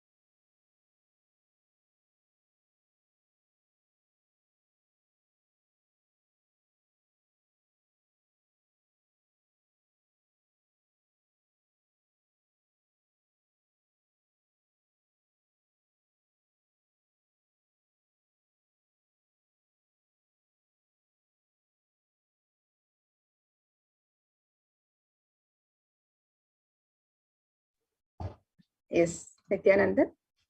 So now we apologize for the technical glitch. And now before we move to the learning more about the sevas being offered in Adi Kailash, let us now look at some of the various understandings, the gnana that Swamiji has provided to humanity, the knowledge from the scriptures that Swamiji has gifted to humanity as through his happening as a guru. So let us learn more about the happening of the Supreme Pontiff of Hinduism as a guru.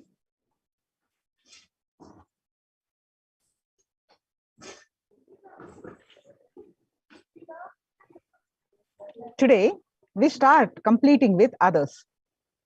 Others means not just only your father, mother, husband, wife, brother, sister, or the human beings around you, everyone.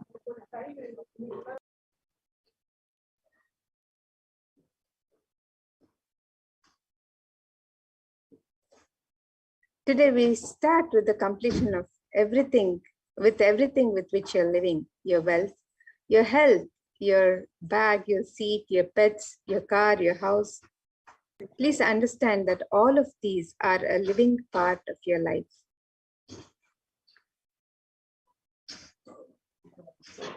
See, a house may be a dead object, but it is a living part of your life. It is a very important component of your life.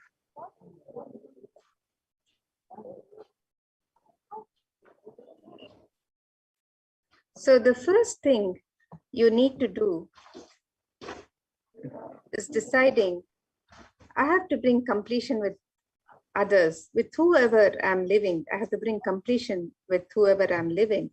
Even if they don't want, I will stretch my best and I will decide I'm in the space of completion. Whenever they want, I'm open to have them. I'm open. I'm going to be in the space of completion. And whenever they are also ready, it will be completely complete. So completion with others does not mean you are going to apologize to them. No, it is not completion. Apologizing, saying sorry, I'm sorry, I made a mistake. This is not going to lead us to completion. Decide I'm deciding to drop the hurting pattern in my life or any incompletion, any misunderstanding, anything. I'm deciding to drop and I'm deciding not to bring them in, not to give life to them again. So deciding this is the completion. Deciding this in your inner space is the completion with others. So completion starts with a decision. So deciding, first we need to decide, whoever I am living with, I am going to live with the completion. Going beyond right, wrong is completion. Deciding, I am dropping this incompletion, hangover of the past, and I will not allow this to happen once more.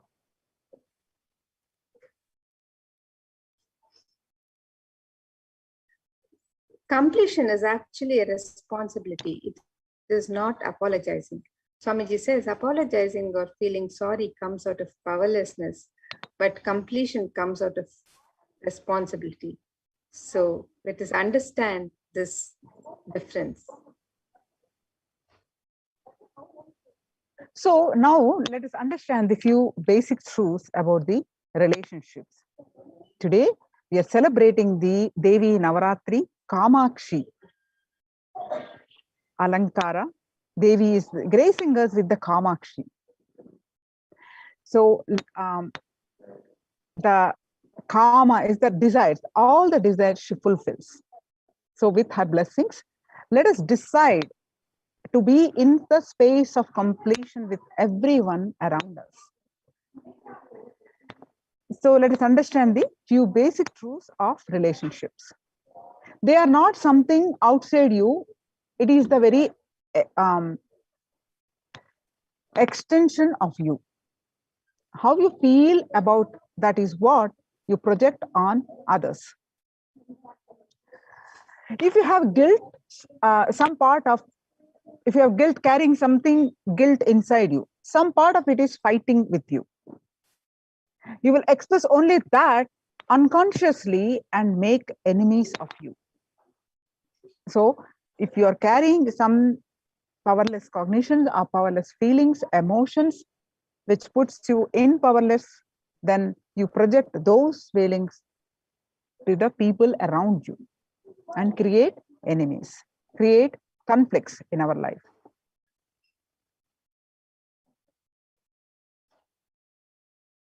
If you're constantly making enemies, that means something is wrong. And if you're making friends, then a majority of that part of you is healed. So your experience of you and you projecting, whatever you project in different relationships. So your experience of you, what you experience inside of you with your feelings, with the emotions, that you, the emotional part of you, you project in all different relationships, with your brother, with your sister, with your husband, wife, all the relationships, with your kids, whatever you're carrying inside, the emotions, you project those into the relationships, the people around you, which causes the damage in the relationships.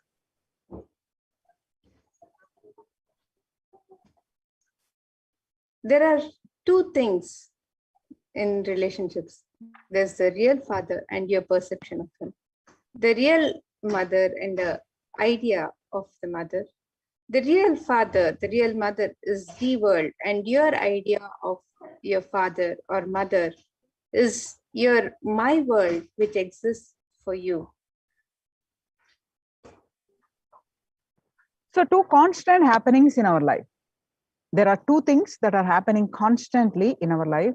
One is the world and the actual world, the my world. So what is the world? The world is the actual happening. The facts. This set of facts is the world. And the my world. The second thing that happens is my world. The perception of whatever is happening. Perception you carry about whatever is happening. That perception changes for each one of us. The actual happening is the world, that set of facts, but each one of us perceive by our own ideas of how certain things to be done, our own judgments about people, about everything happens in the life, our own labels, our own ideas, our own opinions about everything on the about life, about everything, and notions, interpretations, beliefs, experiences, expectations, memories, everything what we carry inside us as perceptions. So many set of things decides how we perceive what is actually happening. That means this is different for each one. So that's why the actual happening with a set of facts is the world, and what we perceive each one of us is my world.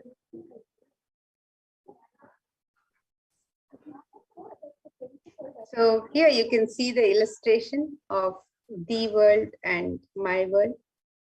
The world is the actual happening which is given by the facts of the world. They're just a set of facts. And my world is your judgments, labels, ideas, opinions, notions, interpretations, beliefs, experiences, expectations, and memories. It is your interpretation of the happening given by your cognition. So the relationships that we have, the relationships are shaped by your cognition. So your cognition is responsible for the way you relate with life and with the people in your life. So it is your cognition that makes or breaks your relationships. So in Bhagavad Gita, 4th chapter, Jnana Karma Sannyasa Yoga, 11th verse, Bhagwan very beautifully says, Ye yathamam praptayante tan tada eva bhajami aham mama vatmaima anuvartante manushyaha partha sarvasaha. That means Bhagavan Krishna very beautifully describing that whatever form in which you approach me, I appear to you in that form. You always see the world the way you are, not the way the world is.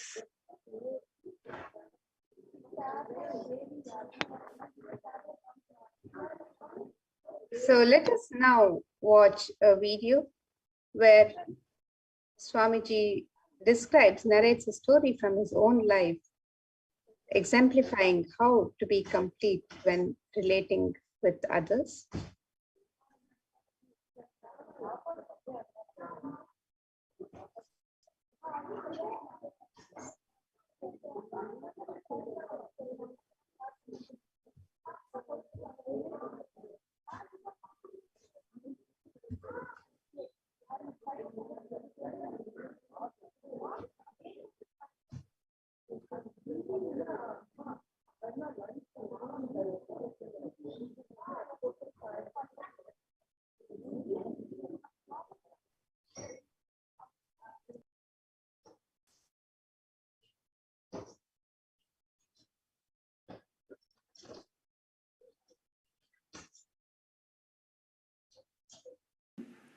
The moment he saw me, he got up and he rushed towards me to hit or to tell, how dare I walked inside the room without asking, excuse me, sir. May I come in, sir? He got up actually to hit me. How I responded, I was responding as if he got up seeing me. I said, please be seated.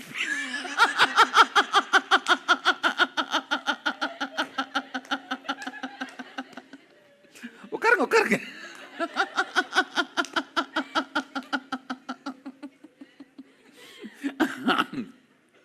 That's it. That fellow's Kundalini has gone up.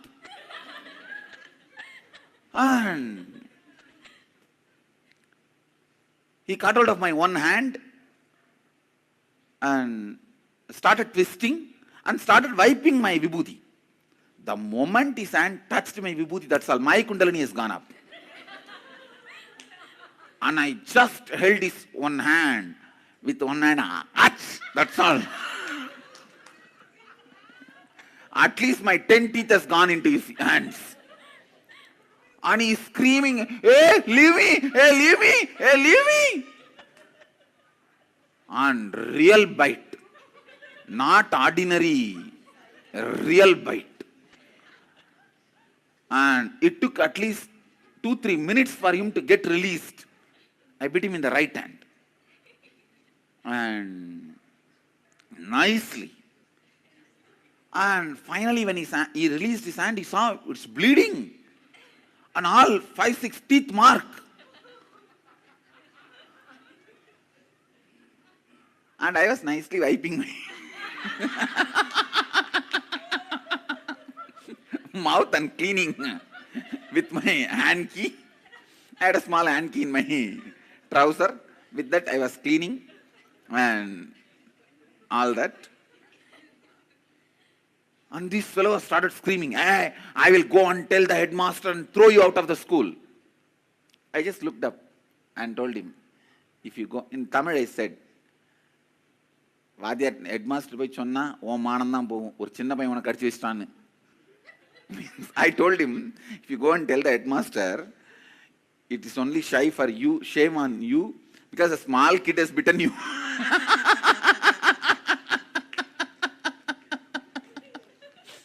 And that fellow was so angry. He said, even if it is shame on me, it's okay. I'll go and tell the headmaster. And the next word which I uttered only, I shook him. He had an extramarital affair with another one teacher. And both of them will come to the temple every day and sit under the banyan tree On that, usually I used to sit on that tree only. So I've heard about them, but I never thought I will go to the same school and same teacher. And they will come and sit and flirt there only. It's a remote area in the temple. I usually used to sit on that banyan tree. I'll sit on the banyan tree playing, and we will be playing around in that area only. Because we were kids and these two will never bother about us. And they would have never expected I will come to the same school and under them. And I told him, okay, I told in Tamil, வாங்க headmaster போலாம், நீங்களும் Lakshmi டீச்சரும் daily ஸ்கூலுக்கு வந்து என்ன பண்றீங்களோ, கோயிலில் வந்து என்ன பண்றீங்களோ நான் சொல்றேன், நீங்களும் சொல்லுங்க நானும் சொல்றேன், ரெண்டு பேரும் வாங்க போலாம். In Tamil I said, let's go to the headmaster and you tell what I did and I'll tell what you and Lakshmi teacher do every day in the temple after the school hours. Come on, let's go to the headmaster. That's all. That's all. That fellow took his kerchief and wiped his hand and he told me in Tamil, Sari po, nee sollada nanu sollala. Means, all right, go. You also don't tell, I also won't tell. That's all. After that, he never bothered about my vibhuti. My sacred ash, he never interfered. Please understand why I want to tell this. The same situation, if any one of you, it could have become a root pattern in you. All I am trying to tell you is you don't need to develop incompletion. Developing incompletion is not mandatory. I don't have any incompletion about this incident from the beginning. Developing incompletions is not mandatory, which is not sure. See, this situation, there is every possibility I could have developed fear, incompletion, so much, which I did not.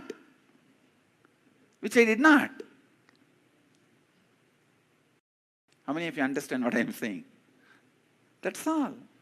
So you need to know whether I also had a problem from him, but I did not develop incompletion. Whether the other person created problem or not is different, but developing incompletion is whose freedom? It's your freedom. Making incompletion out of that happening is your decision. So for 100% all incompletion, you are responsible. What they have done may be right or wrong, but it does not need to become incompletion. You see, what the teacher did is complete abusal. Wrong. But it never became incompletion in me. Recently, few years before when I went to Tiruvannamalai, he came and had my darshan. Later on. Because after some time the teacher became headmaster and that his wife died and he married the same teacher with whom he had an extramarital affair. He married the same teacher and that teacher also died. Now he is retired. He came and touched my feet. I picked up the same right hand and touched him. He said, "You leave me." Leave my hand. I said, okay. It never became a pattern in me, incompletion in me. Even though what he did was completely wrong, I never created an incompletion in me. So what others may do right or wrong, but that does not mean you have to develop incompletion. So any incompletion you have developed, who is responsible? You. Supposed to do completion? You. Make them understand about completion, the other person, then explain incident by incident and listen to their response also. Most of the time, it will be completely, it would have been misunderstood by you. My world is completely wrong. So listen. And finally, complete. Tell them clearly, whatever is right or wrong, now I am dropping it, I am completing with you, over. With this, I am not going to carry any more powerlessness, incompletion with you, over. Declare completion. Do this with every relationship, whoever is alive and reachable. If they are not reachable, not alive, do it only with the mirror and the other person.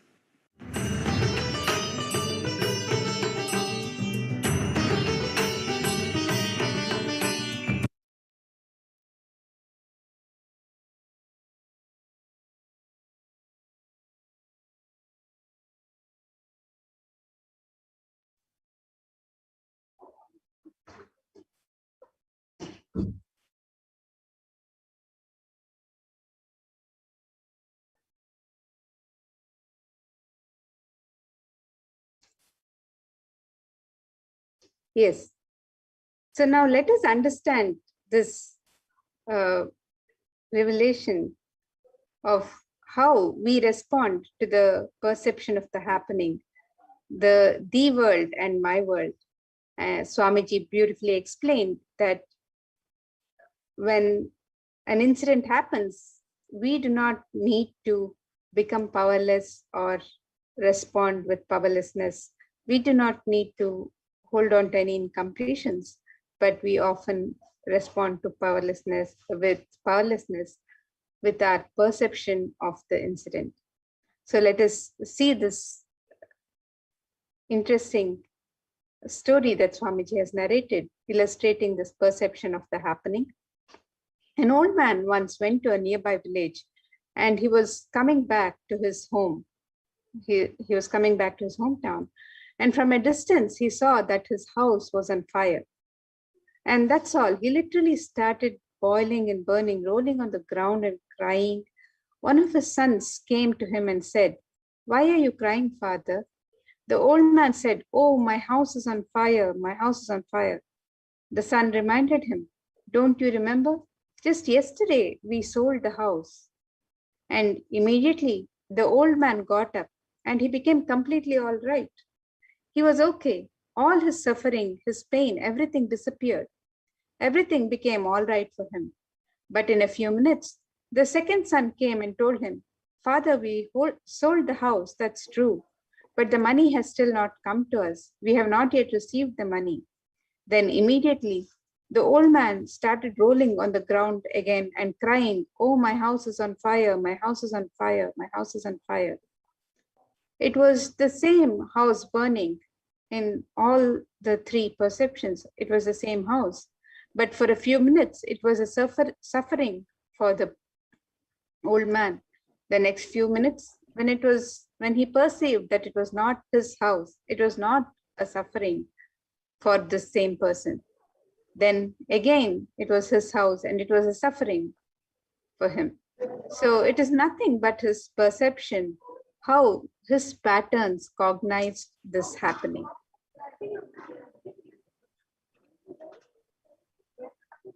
So now let us do one assignment. Internalizing the world and the my world. Let's take a few minutes. In your notebook, make 3 columns. The first column is situations or incompletion that you have, like whatever you identify as situations or incompletions.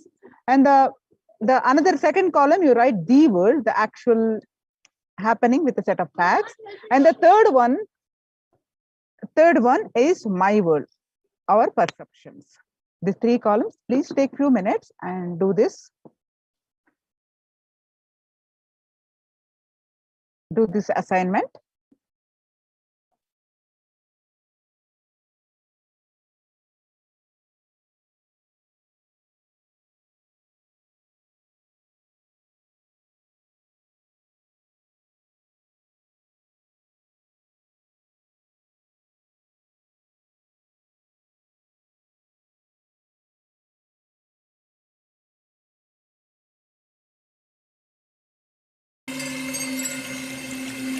I welcome you all with my love and respect. Let you all open all your 3 eyes. Om Nithyananda Paramashivoham.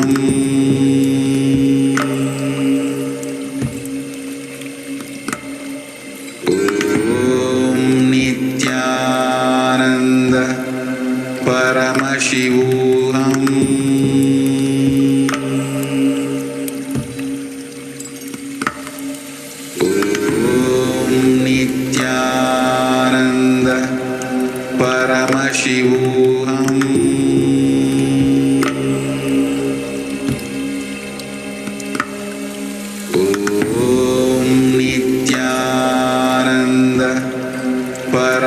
Paramashivoham.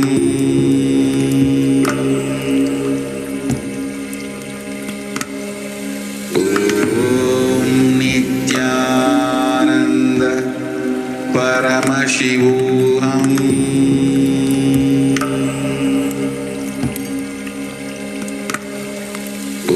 Om Nithyananda Paramashivoham.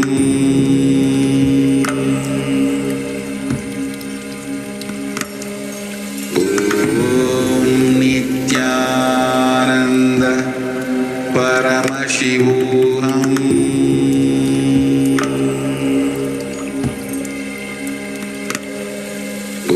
Om Nithyananda Paramashivoham.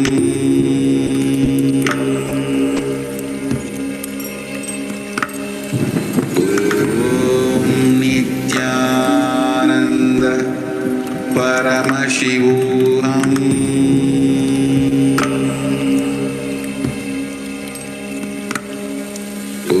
Om Nithyananda Paramashivoham.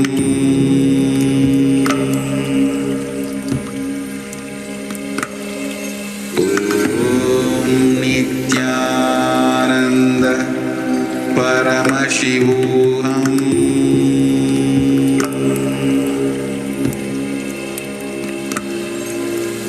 Om Nithyananda Paramashivoham.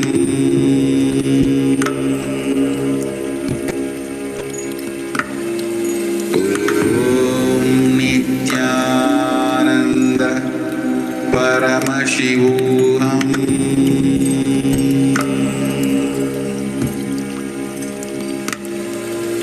Om Nithyananda Paramashivoham.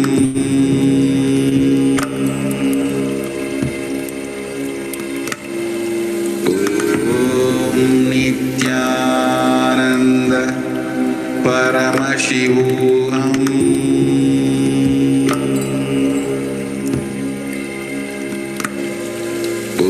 Om Nithyananda Paramashivoham.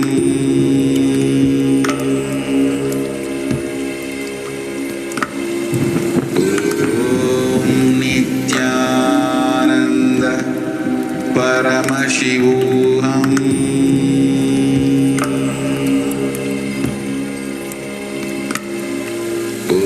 Om Nithyananda Paramashivoham.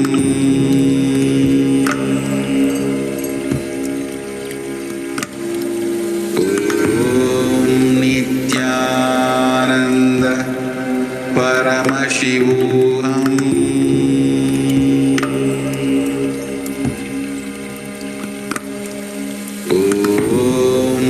Nithyananda Paramashivoham.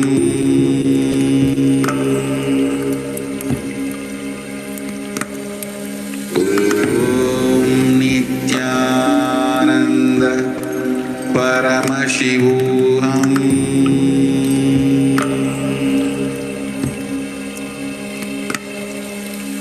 Om Nithyananda Paramashivoham.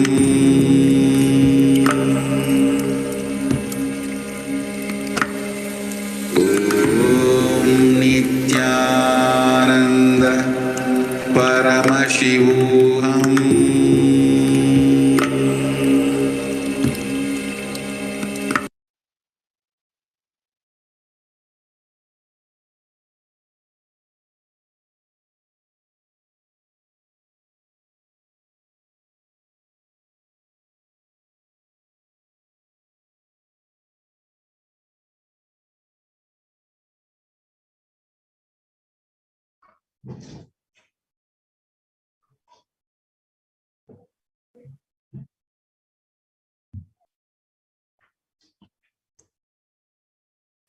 Yes.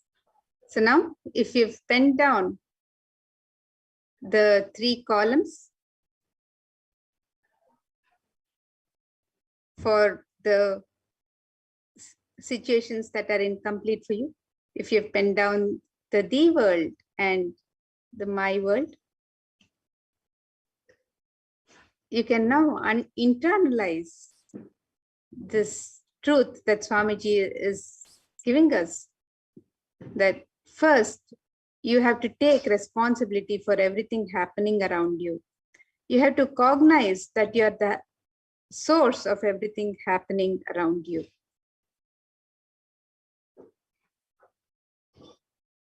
See, what is the purpose of completion? The purpose of completion is not just healing of relationships. Your whole energy and consciousness will be different. Please know that what happened was not wrong. What is happening is right. Completion is right. Past is not wrong. You are not blaming or complaining. You are only completing and dropping it from your inner space.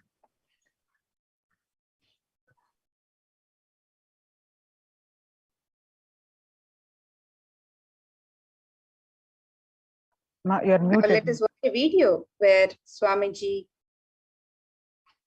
gives us the signs of completion with others, the technique of how to complete with others.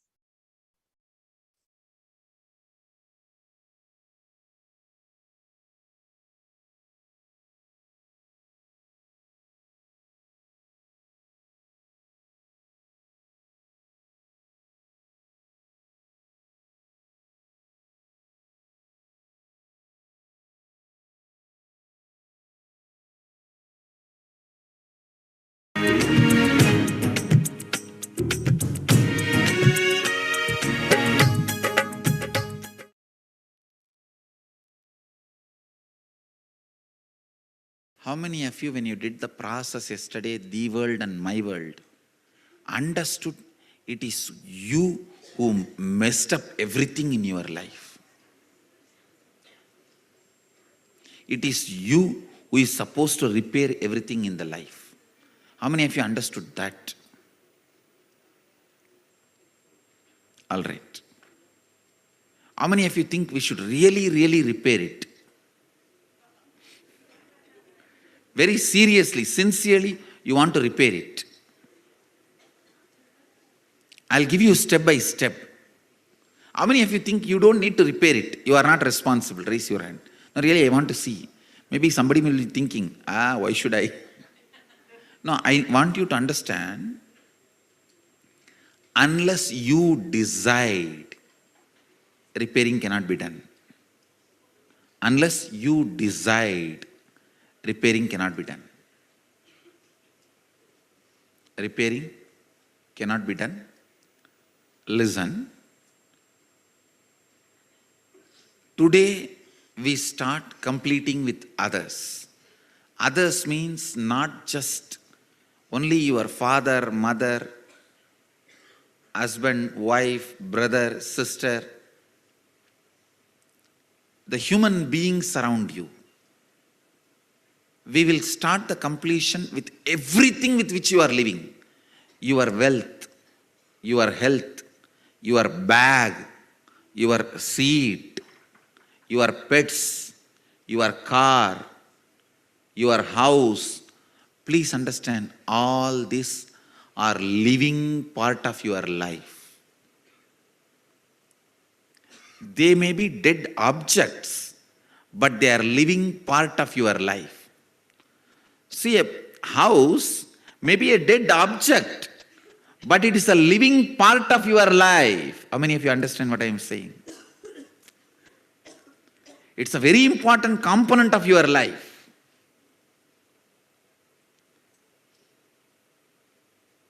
First, we will start completion with all the human beings with whom we are living.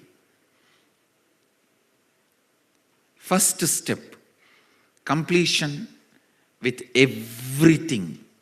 With every human being. First thing you need to do is deciding, I have to bring completion with others, with whoever I am living.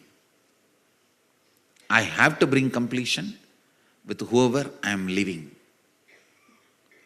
Even if they don't want, I will stretch my best and I will decide I am in the space of completion. Whenever they want, I am open to have them. I am open. I am going to be in the space of completion. Whenever they are also ready, it will become completely complete. Understand? Completion with others does not mean you are going to apologize to them. No. Apologizing is not completion. Asking sorry is not. So many people were saying, I want to apologize, I am sorry. No. I am sorry is not completion. I am deciding to drop hurting pattern in my life, or any incompletion, misunderstanding, anything, I am deciding to drop, and I am deciding not to bring them, not to give life to it again. See, past, you can't say you are wrong or you are right. No one can say you are wrong, you are right. It is not apologizing. It is not feeling sorry for the past. No. Deciding, I am dropping this incompletion, hangover of the past, and I will not allow this to happen once more. Completion is actually responsibility, not apologizing. See, apologizing or feeling sorry comes out of powerlessness, but completion comes out of responsibility. Understand the difference. Please listen, see the difference. Now when I am saying you need to complete with your mother, with your father, with your brother, with others, I am not asking you to apologize. I am not asking you to call them and say, oh sorry, oh sorry, oh sorry, bus bus. No. No. Feeling sorry comes from powerlessness. That is not completion. When you call, you explain, this is what has been perceived by me. Here, I am not interested in looking into you are wrong or I am wrong. That will only create more and more anger, hatred and suppressed violence. I am only saying one thing. I am ready to drop the past and its powerlessness, incompletion. I am declaring I am dropping the past and I am complete. I don't have incompletion. And I will not create any incompletion anymore. Your decision and declaration, when it reaches them, you will suddenly see they also open up and start coming towards completion. But first, you need to be prepared. The first step, preparation for you. Sit with any one person in the hall. First, invoke your mother in that person and complete. Then go to the another participant and invoke the father in the person and complete. Don't invoke everybody in one person. No. One person, and with whoever you need to complete. Here, complete. Then, without the person, sit with the mirror and invoke that person in the mirror. Invoke your mother in the mirror. Talk loudly, not silent completion. No. Talk loudly as you are talking to your mother and complete. Invoke your father. Talk loudly as you are talking to your father and complete. Listen. First step, with the participants, you will sit and do completion. Second step, with the mirror, you will sit and talk and do the completion. Third, only you are going to call them and start talking to them. How many of you understand? First, do the first step and second step. If they are dead, by invoking in the mirror, if you do completion, that's enough. And if there is a legal problem, calling them, they may record and create a problem. You don't need to call them. Yes.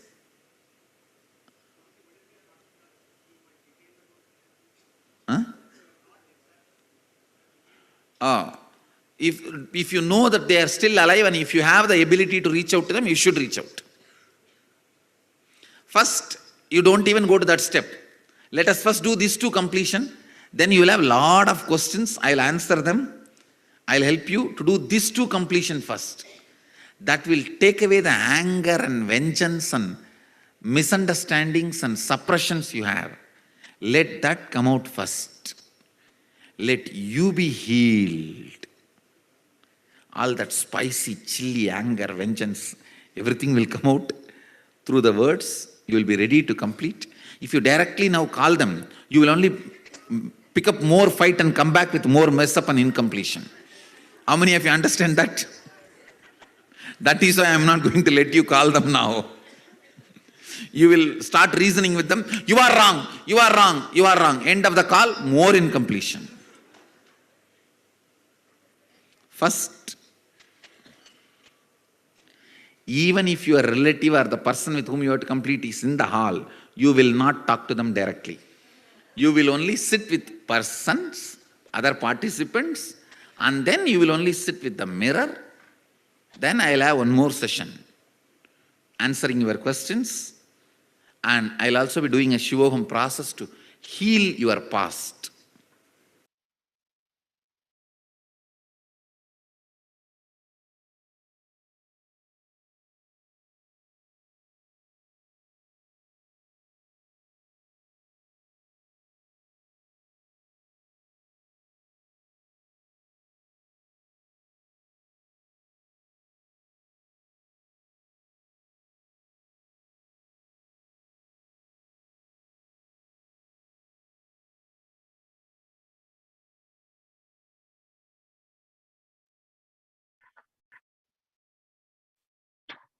So the two-step completion with others is, step 1 is invoking the relationship in Swamiji's Atmamurti and completing with them, and verbally talk, not mentally. Completion is not saying sorry or asking for apology. Then making them understand there is no more incompletion between you and them. I'm not carrying anything inside me against you. And step 2, complete with the mirror. Invoke the other person in the mirror and do the completion at least twice. Completion is the other person understanding that I'm not carrying anything inside me against you. That statement, that decision, the other person understanding that is completion. So with that, now we'll look at the various sevas we can offer today to Devi Parashakti, and the various sevas we can offer during Navaratri as we celebrate Devi Navaratri and the Venkateshwara Brahmotsavam.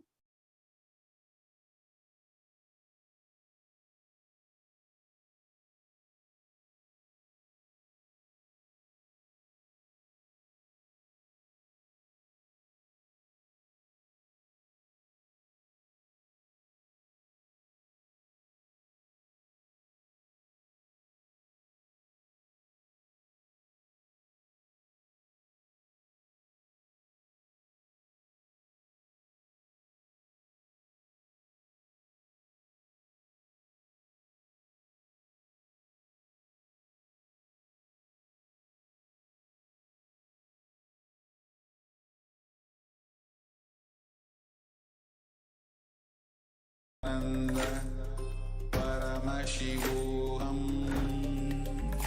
Om Nithyananda Paramashivoham. Om Nithyananda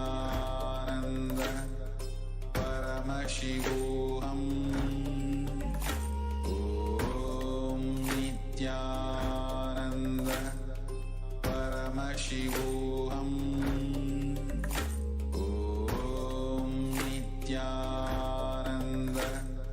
Paramashivoham. Om Nithyananda Paramashivoham. Om Nithyananda Paramashivoham.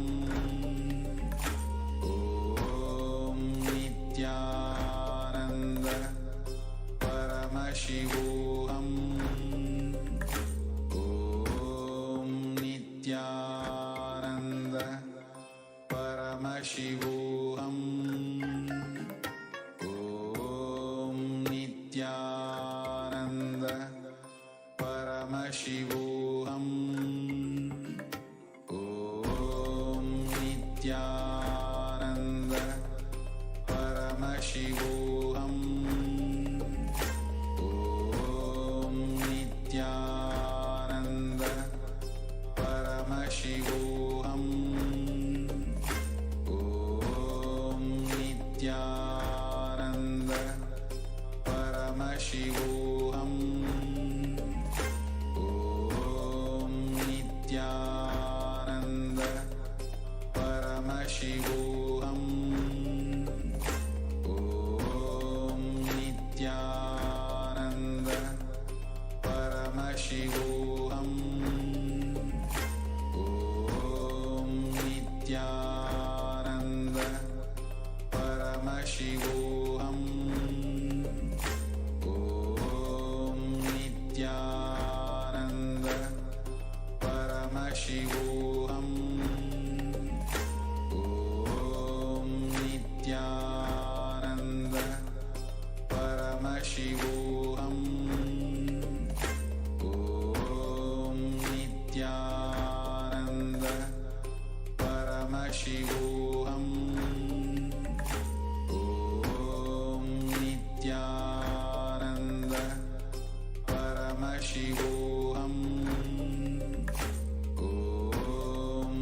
Nithyananda Paramashivoham. Om Nithyananda Paramashivoham. Om Nithyananda Paramashivoham. Om Nithyananda Paramashivoham. Om Nithyananda Paramashivoham. Om Nithyananda Paramashivoham. Om Nithyananda Paramashivoham.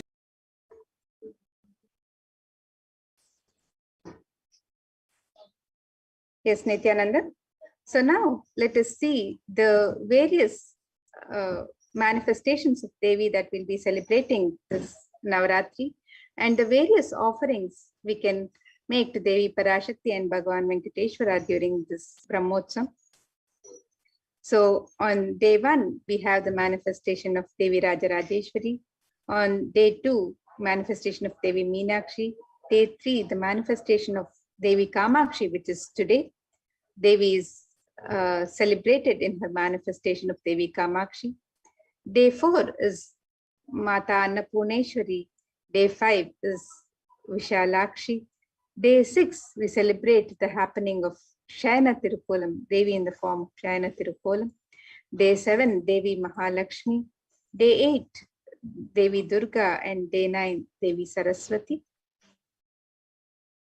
And we have the various offerings of Mahaganapati Homa, Utsava Ambal Alankara Seva, Swamiji Vishesha Ambal Alankara Seva, Utsava Ambal Vishesh Shodashopachara Puja, Chandi Homa with Vishesha Dravya Homa and Purnahuti, Dasha Bhairava Puja, Kumari Puja, Suhasini Puja, the Durga Pratima Prana Pratishtapana, the Durga Saptami Puja, the Durga Saptami Ashtami and Navami Arati, Puja Arati, the Devi Mahatmyam Parayanam, the Durga Ashtami Puja, Durga Kumari Puja, Durga Navami Puja, the Ayudha Puja, the Maha Naivedya Seva on Vijayadashami, the Pratyaksha Pada Puja on Vijayadashami, the Tulabharam Seva on Vijayadashami, and the Utsava Venkateshwara Alankara Seva and Utsava Venkateshwara Navakalashabhishekam for Bhagavan Venkateshwara. So all of these various offerings are being made available for all the devotees on the website www.kailasamailer.com/sevas. So we have the various Alankara Sevas at $508 USD that you can register for.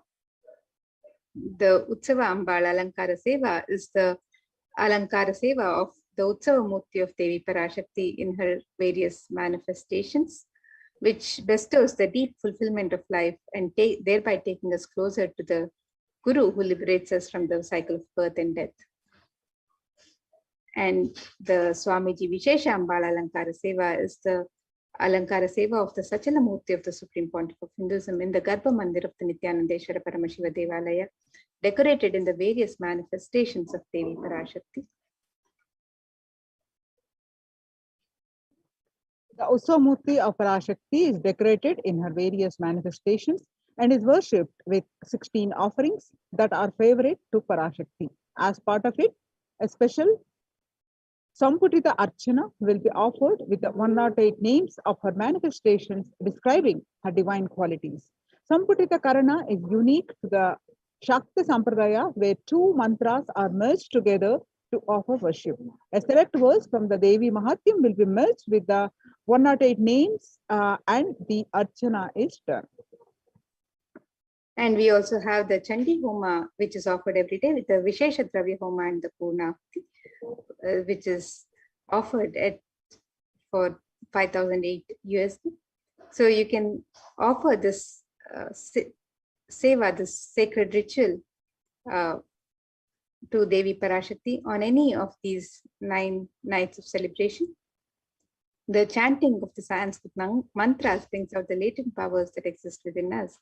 And when these Sanskrit mantras are chanted by the power manifestors or Dvijas who are reborn from the Shaktipada of Paramashiva, they manifest intense life positive blessings, literally clearing the air of through any of the fire ritual.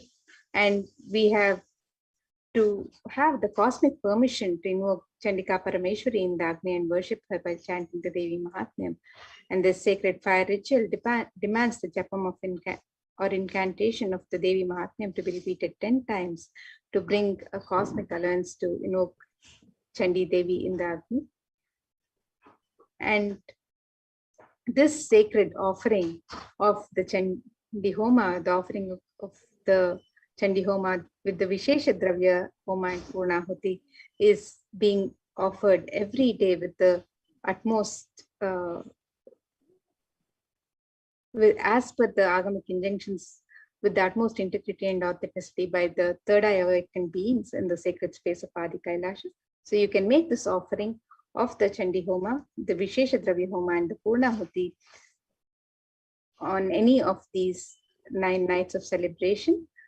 And you can sign up for this on the website www.kailasamailer.com/sevas.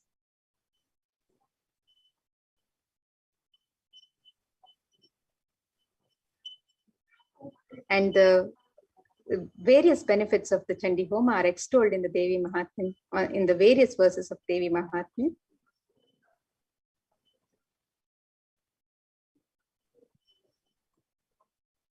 And the next offering is the offering of the Rajarajeshwari Ekadasha Dravya Abhishekam and Snapana Abhishekam.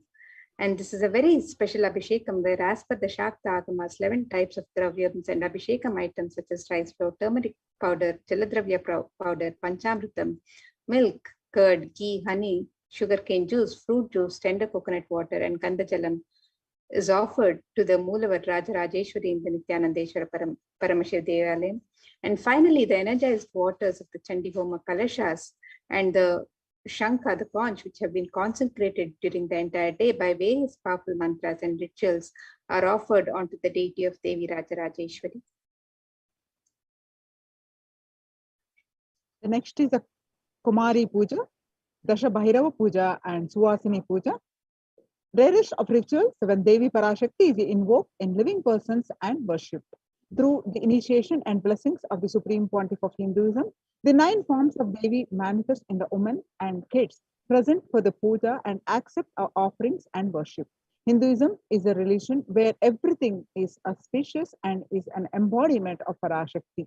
When one witnesses the worship of a physical body which is radiating Parashakti, the highest auspicious thought current that occur in that person will be mirrored in our brain as well.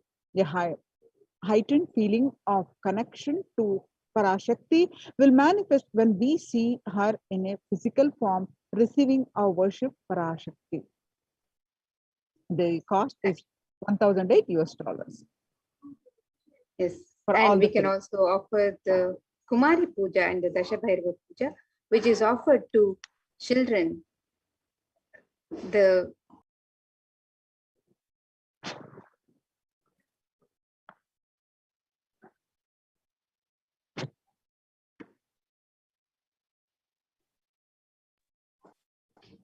So the Kumari Puja is offered to the girl child, the young girl child who's worshipped as a manifestation of Devi Parashakti herself. And through her innocent powerfulness, we can glimpse Devi Parashakti, the glimpse of the divine. And we can, with the Dashabhairava Puja is offered to the young boys who are blessed and initiated by the Supreme Pontiff of Hinduism to radiate the powerful manifestations of Parashakti and the Dashabhairavas. And the Suhasini Puja is offered to married women who are the initiates of the Supreme Pontiff of Hinduism, who sit as the form of Parashakti. And this unique revival of worship is one of the rarest where Parashakti is actualized and embodied and represents an actual physical body of Suhasini. As the Supreme Pontiff of Hinduism says, women are an embodiment of Parashakti, and here is a unique ritual in Hinduism recreating the same sacred sentiments that Sri Ramakrishna had when he offered the Jadadatri Puja to Sri Sharada Devi.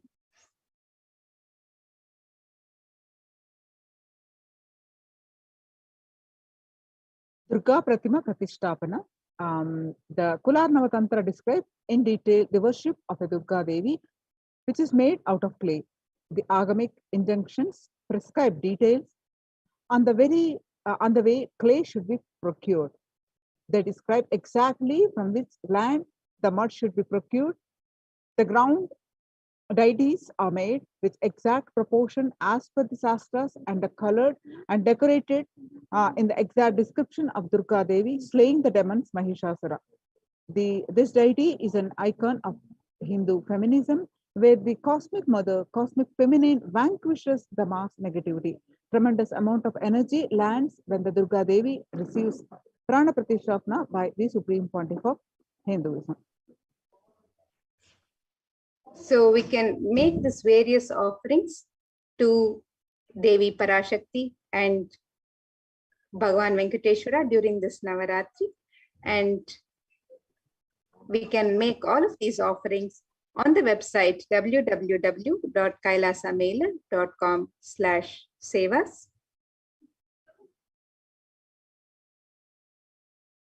So you can sign up for the offerings on the website www.kailasamaila.com/sevas.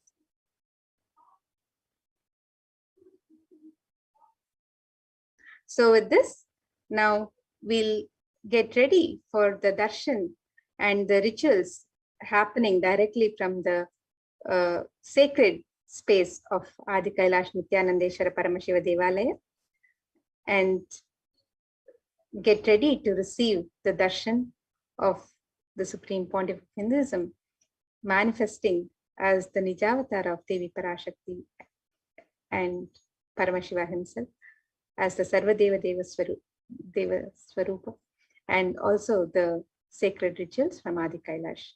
So let's now get ready for the darshan and sacred rituals and worship.